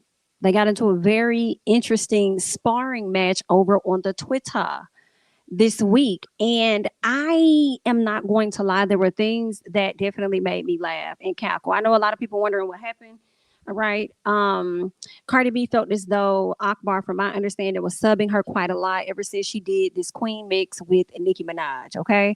So Cardi B decided to take the woman route by hitting this woman up directly. And Akbar wasn't really featuring it. She was like, girl, how you even get my number? Like, what is this? What's really going on? It really started from some chart data mess. Okay. And Akbar doing some sub tweets. So that's why Cardi B reached out. But anyway, Cardi B was like, I'm trying to talk to you. Like, what's really good? You've been saying stuff about me. Akbar didn't want to have the conversation. Cardi said, okay, it is what it is. Boo, boo, boo. Akbar decided to go the extra mile and take it to Twitter to blast it. Cardi B was confused. Like, we already said what we said privately. Why are you trying to bring it public? You looking for clout. So during this argument of them going back and forth, Cardi B said some things that I just want to see what you ladies think. The first question I have is, do you think Cardi was wrong for releasing a already released tape, SEX tape of Akbar sucking on peen, asking somebody to say they love her, and they didn't say they love her? Do you think she was wrong for Yes, reposting that? I do. I sure do. And I'm going to tell you why. Because it made her look bad. Because it made you look bad. It made somebody, it's you punching down, basically. I know she was coming at you. And I don't mind you reading people, but honestly, I just kind of feel like it just kind of made Cardi look less valuable Mm-hmm. to argue with Akbar V in this way. But the video Mm-hmm. was already out there, and Akbar V made it an album cover, so I don't really care. Definitely did Yeah. that. I was thinking the same as far as like you are a multimillionaire. Like, why are you arguing with her? Like, I know y'all both did love and hip hop, so you come from the streets or whatever, girl. But it's like of all people, like she not even worth it. Like, why are you arguing with her? Like, you literally are making her day by giving her any type of attention and clout at this time. Yeah, I don't know why she did that. I wonder if, well, I didn't know she had already put it out there of herself, but low key, if I was Akbar, I would try to see if I could sue for revenge porn. I wonder how that would play out too, because I was thinking about 50 Cent and Tierra Marie when she released that, and I felt like 50 Cent should have paid her. And I don't know why the judge I don't know, maybe he had more money or something, but the judge decided to award him versus awarding Tierra Marie over some things that was, spread about her Mm. when he reshared Basically, that video. I think it was because it was already released. He wasn't the first, second, or the third person to post it. So ultimately, I think the judge saw it like, you bringing us in here when he wasn't even the first person to post it. Are you going to sue the first person to post it? Which So probably same. was, you know what I'm saying? So Yeah. it probably was that. And then, we're going to make you pay for his attorney's fees, which was fucked up. Gotcha. It was that part was definitely messed up. Like, why she got to pay for that? Like, what? So my other question is this: Cardi B mentioned to Akbar at some point. Well, Akbar brought up her sister that's a living person to this day. Cardi B says to her, like, I don't play about my sister. Go dig your mama up out her grave. Then she also let her know that your mama be breakdancing in the grave every time you leave your kids to go and suck a DIC cat. Oh my gosh. Do y'all think Cardi was Damn, I wrong missed for that bringing one. up a dead person? What did she say about Yes. Hennessy? I can't even remember I don't even think it was that harsh what Akbar said about the sister. Oh, she said something like, y'all don't look like that or something. She said, why are you Okay. doing X, Y, and Z? Why are you posting that or something? Y'all don't look like that. I think it was a video that Cardi B had with her sister in it, and she mentioned something about them not looking like that. Mm. I get, Once again, I'm going to say that she's fucked up, but only because it makes her look bad. Because Akbar talked about, I'll never forget the way she talked about Alexis Sky Baby on the internet. So at the end of the day, I couldn't give a fuck how low you go on Wow. Akbar V because she's gone lower. But yeah, Cardi made herself look stupid arguing with her in every sense of it. It was entertaining though. very much so. I don't ever hear about this lady. I never watch her season, so every time she show up shooting, I'll be like, what is Akbar? What is going on? But yeah, that's a damn shame. Damn shame. Cardi should she need to when they go low, you need to go higher. Where your money at? Higher than hers, Cardi. Clearly, because she definitely went to hell with her. You go low, Yeah, I'm she going to did. hell, and she She went to did. hell. That's Went talking about the damn grave and everything. She did. it's like, damn, like not her Even though I mama. don't feel like that's that bad. I mean, Like I thought about she ain't that saying nothing today bad about because your mama. like we had to get that from somewhere. Not saying that is right, but people will always talk reference somebody parent or their family member rolling in the grave X Y Z ABC. Right. Right. So she just hit it different and said she was breakdancing in her grave. Right. But I So don't think it was like shade to your dead relative. It was just like they rolling over in their grave because you ain't shit. Mm. yeah, Okay. Like that's basically what it is. Like everybody should be ashamed of you because you ain't shit. Your kids should be ashamed of you. Your mama should be ashamed of you. Candy and them should be ashamed of you. Everybody just be ashamed of you, bitch. You ain't shit. That's how You everybody said feels. Candy. Yeah, that's her Akbar is cousin. Candy's cousin. I had no idea. Yeah, girl, she even came on Love and Hip Hop with Akbar V back in the day. hmm Mm. Candy has even helped her pay her bills, like gave her money to get her apartment and stuff. Candy looked out for her. Candy be helping people. That's what she She does, help the do. community. Candy Now, cares. Akbar's page did get suspended on Twitter, and I do think that was messed up because I felt like her and Cardi B both were throwing insults back and forth. So why is it that her I have page the got taken answer. down and not I have Cardi's? the Like, answer. I go have the in. answer.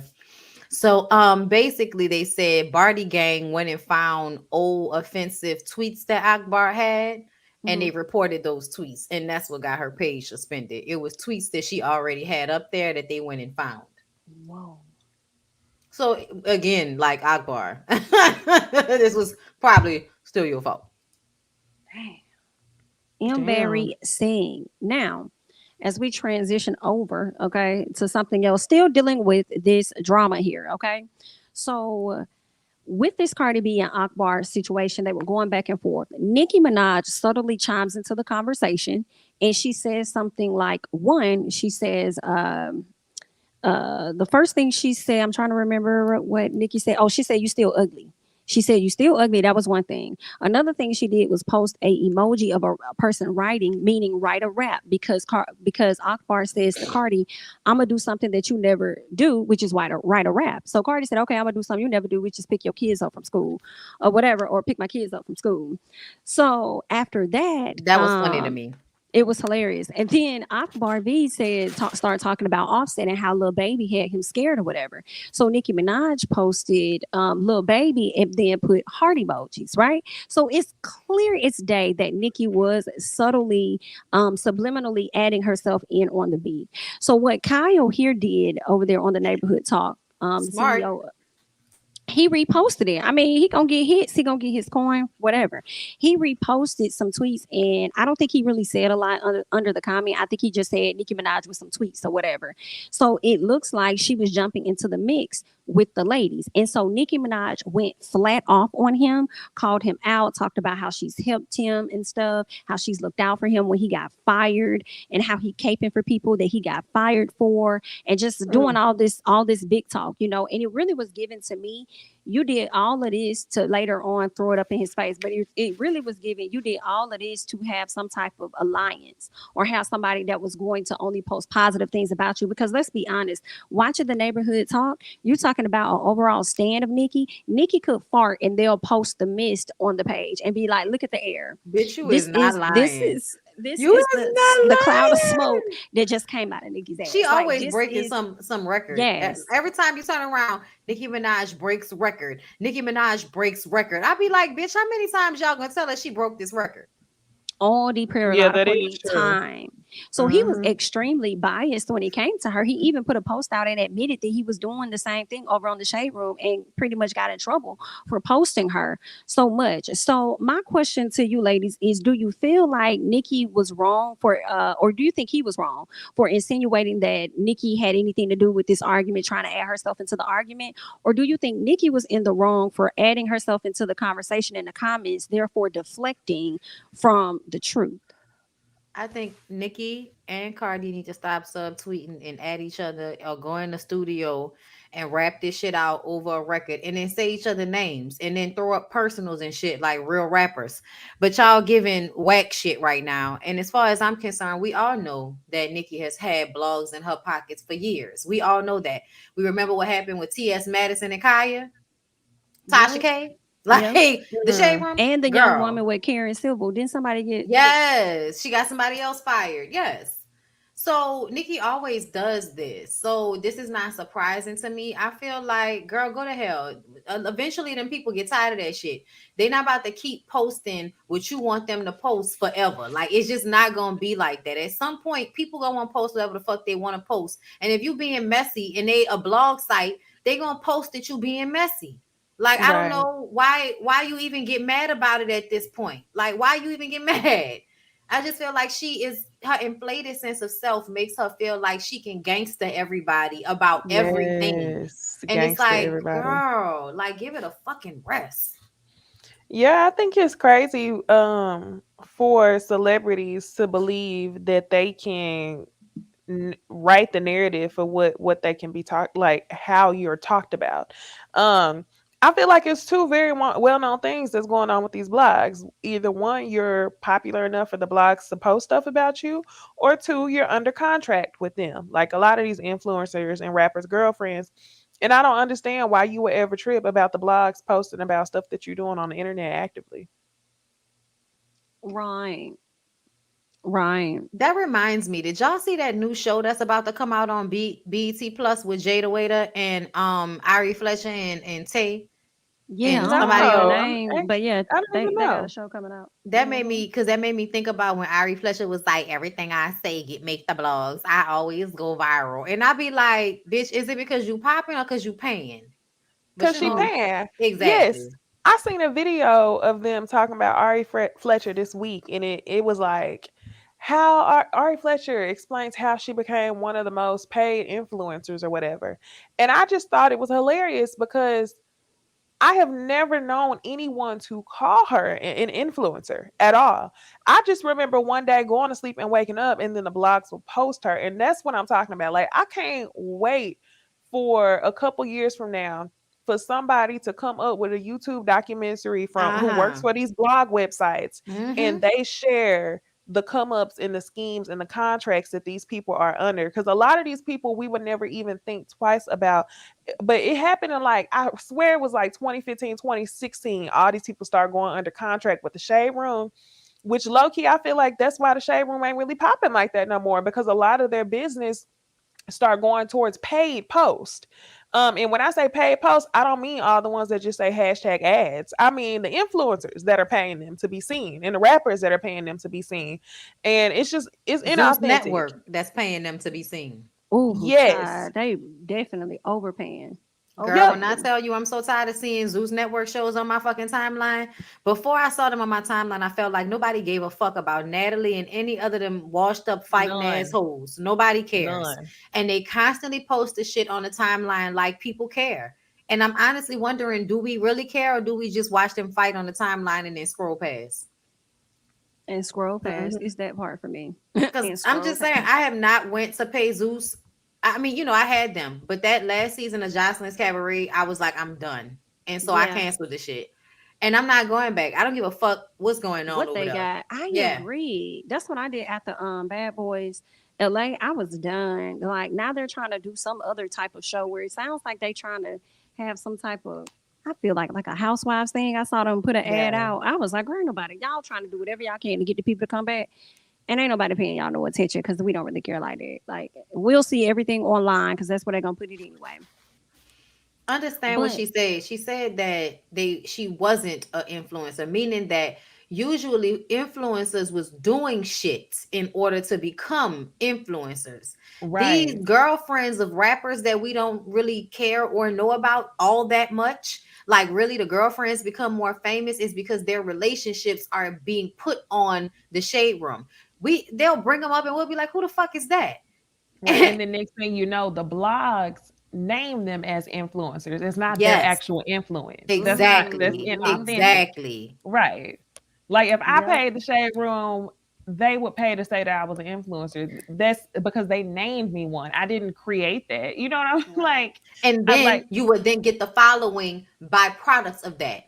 right. You know what I'm saying? Yeah. And anytime you continue to see something over and over again, or like even when you listen to a song the first time and you're not really fooling with it, you start to take a liking to it. So if that's something that you're gonna see in your phone that you scrolling 6 hours a day, of course that influence is going to be gained. So people don't want to think about that though. You don't want to think about that. So But I feel whatever. like she could have started out as just the IG model.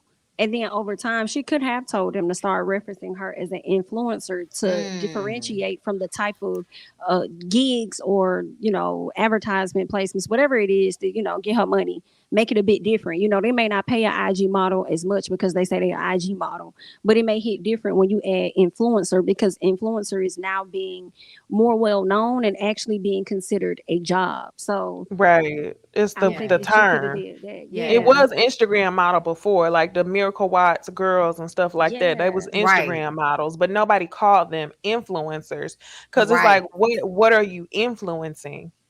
That's Right. the thing. And then somebody asked, Shy Saint says, y'all post YouTube videos on these peoples, and that's how we find y'all. So y'all don't consider yourselves an influencer that came up off these shows and people. I wouldn't call myself an influencer because I'm not influencing y'all to watch the shows. Y'all already watch the shows. Now, if I was pushing product and influence y'all to buy certain product, then I would be called an influencer. But because the premise of my channel is reviewing stuff that already happened and stuff that y'all are already accessing, that's not an influencer. It's not an influencer. I'm a reviewer. I'm a commentator. Right. I call myself a content creator because I create content. Um, and the thing that people don't understand, and that comment kind of annoys me slightly because I feel like it's shade. Like people wouldn't be watching us if these people weren't doing the things that they're doing. When essentially I've been doing this for a very long time, and I was doing this before any of these people were anything. People, even if it wasn't that many people, even if it wasn't as many people as it is now, or that it eventually will be, people were watching me before Ari Fletcher was an Ari Fletcher. So not exactly, but I understand where you're coming from. And there's that. All right. Anything else on these topics? Influencers and Nicki Minaj, blogs that they want to Yeah, talk. I appreciate everybody that make their money and it work for them. So it ain't no shade, but understand that some of you guys are seeing people and liking them because somebody paid them to put them in front of you over and over and over and over again. Yeah. Mhm. Agree. Yeah, I don't think people understand algorithms either. The stuff that we see on the internet, none of it is organic anymore. No. There's algorithms. People don't understand that. Nikki definitely don't understand that. She felt like everybody was up against her because they was restricting her video and it's labels and record. And I'm like, girl, that's what YouTube be doing over here, girl. You ain't They will know. restrict your shit quick as hell and have to sit up there and wait a day or two or a week just to get it cleared. So it's not just that I they're like doing that this to name. you, they're doing it to everybody. Even YouTubers that's been on this platform way longer have millions of subscribers have had to come out and speak out against, how YouTube be out here carrying in these streets. So it's not Yeah. just the we coming against you, Nikki thing. But yeah, thanks, ladies, for handling that question. I was trying to decipher whether or not it was shade or not. I was like, girl, I was reading. I was like, where is that shade? You know what I'm saying? Like, That's what it felt like to me. I mean, I could be wrong, but Wait, what part was shade?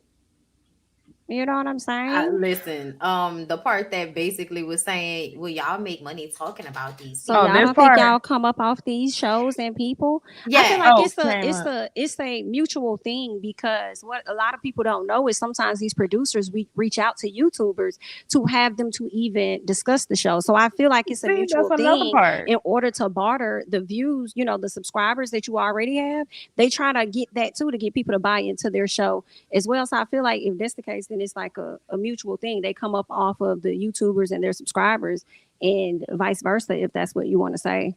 But I agree to Necey's point. We're not an influencer. Bondy considers herself a content creator, and I consider myself a commentator. I give you my thoughts and opinion on these shows and these people, and that's just that.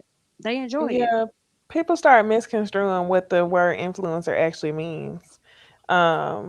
Just because everybody's using that term, it just comes from the base of the word influence. Right.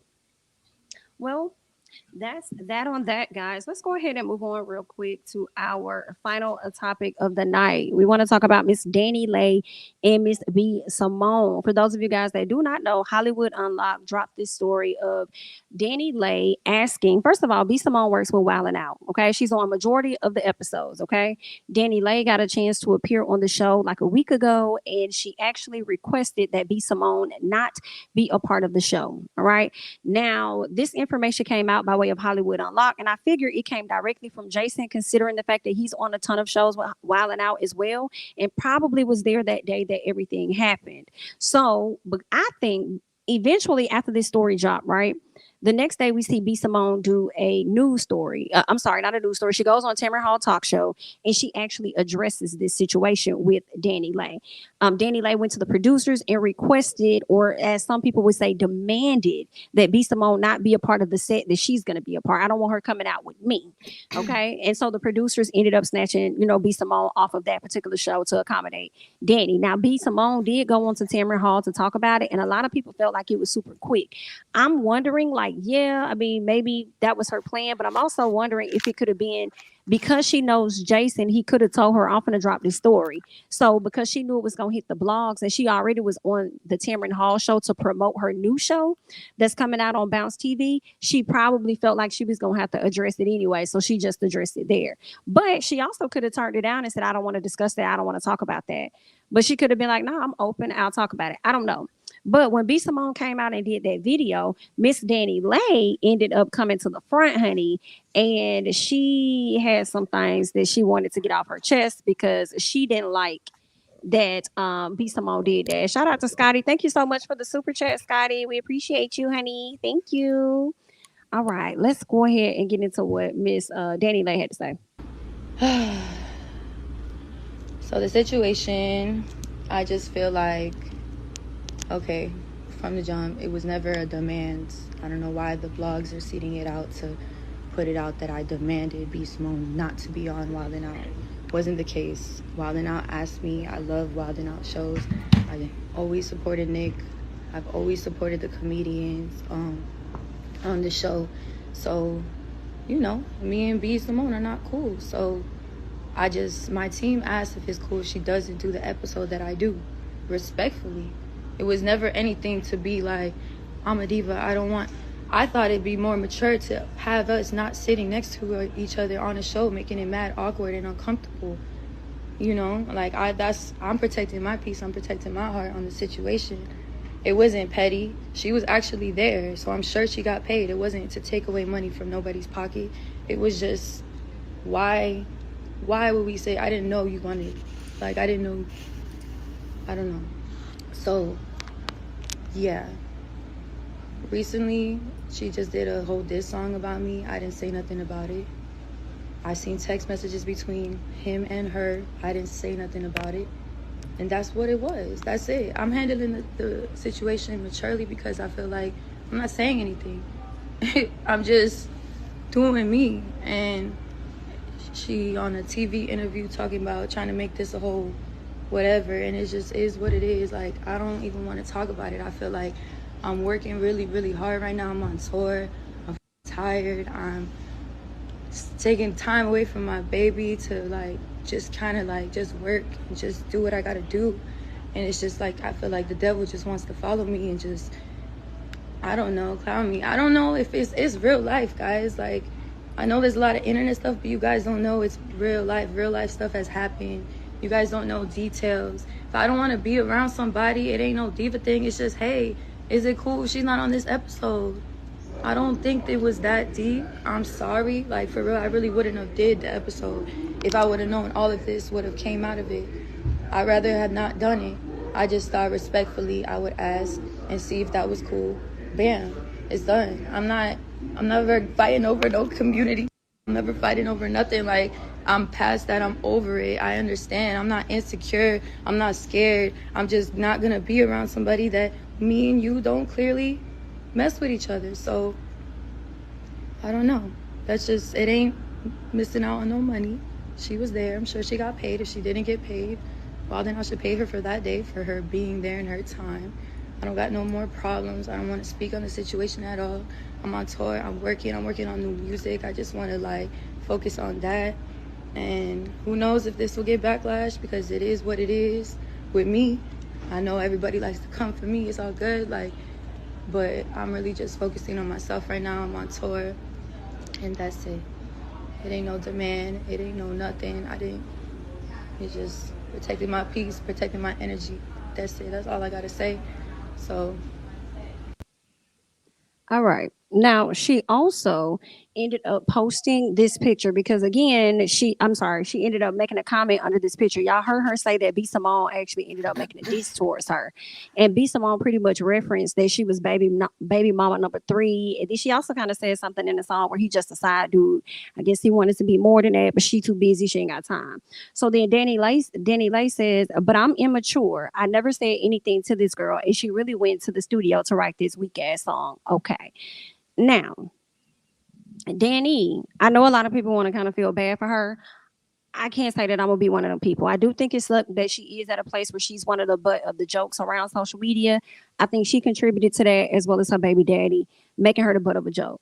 But for you to sit up there and say that this girl went to a studio and made this whack ass song, all I could think about is the whack ass song that you made about another black woman, talking about some yellow bone is what he want. You really made it about yourself, but it really was a diss track, in my opinion, towards the baby's other baby mama. So then now when somebody turn around and pull a you on you, then we supposed to feel bad because, oh my God, woe is me. I do understand you wanting to protect your energy and all of that stuff, but you also could have chose to not do the show. Like, if it's that big of a deal to you that you want your energy to be protected, in my opinion, you could have just chose not to do the show and then say that it wasn't that big of a deal. Well, it was that big of a deal because you asked that she not be a part of a show that she's on. And it makes me think about The Real or some of these other shows. Like, hey, I don't mind doing The Real, but can Lonnie Love not be there on that? Like, hey, I know I just got here. I don't want Lonnie. Can you pull her out? Hey, I don't want to really sit with Tamara.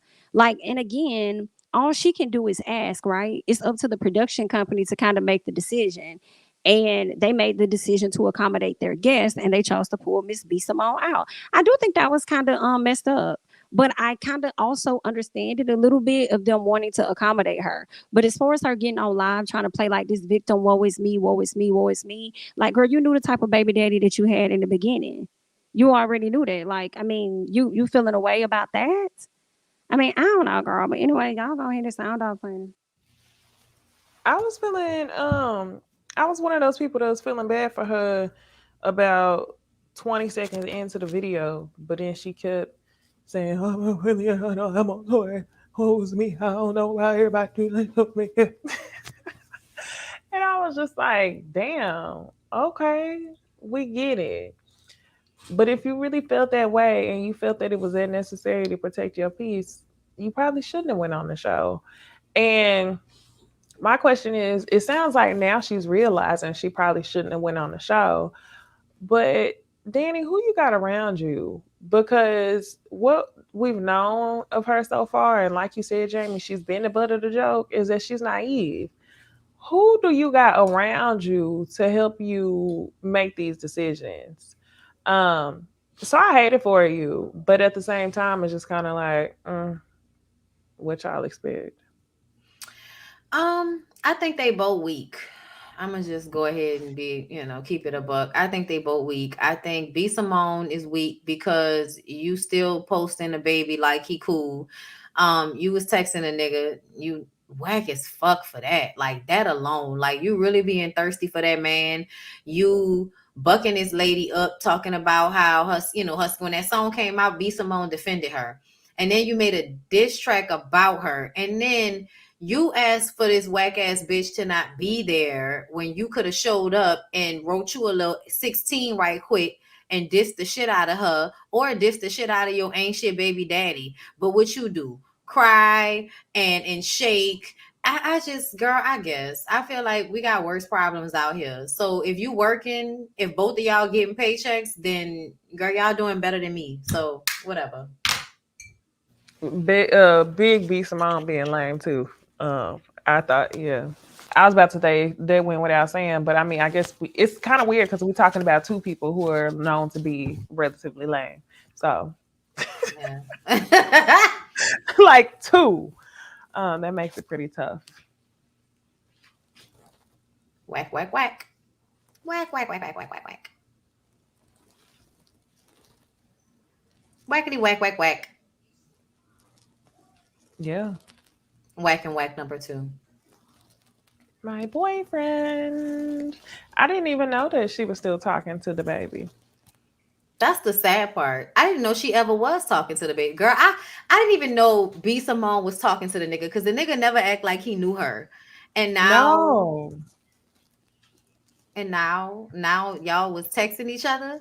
Right. That surprised me when Danny said they were texting. I was like, oh, really? Because last I saw, she was taking pictures with his cardboard cutouts. Some part of me not really surprised for real, because B Simone used to make this whole thing about the baby. She really wanted to like date him before he got with Danny, and then after I guess he was with Danny, he ended up doing a music video with her. So I mean, I'm not really surprised.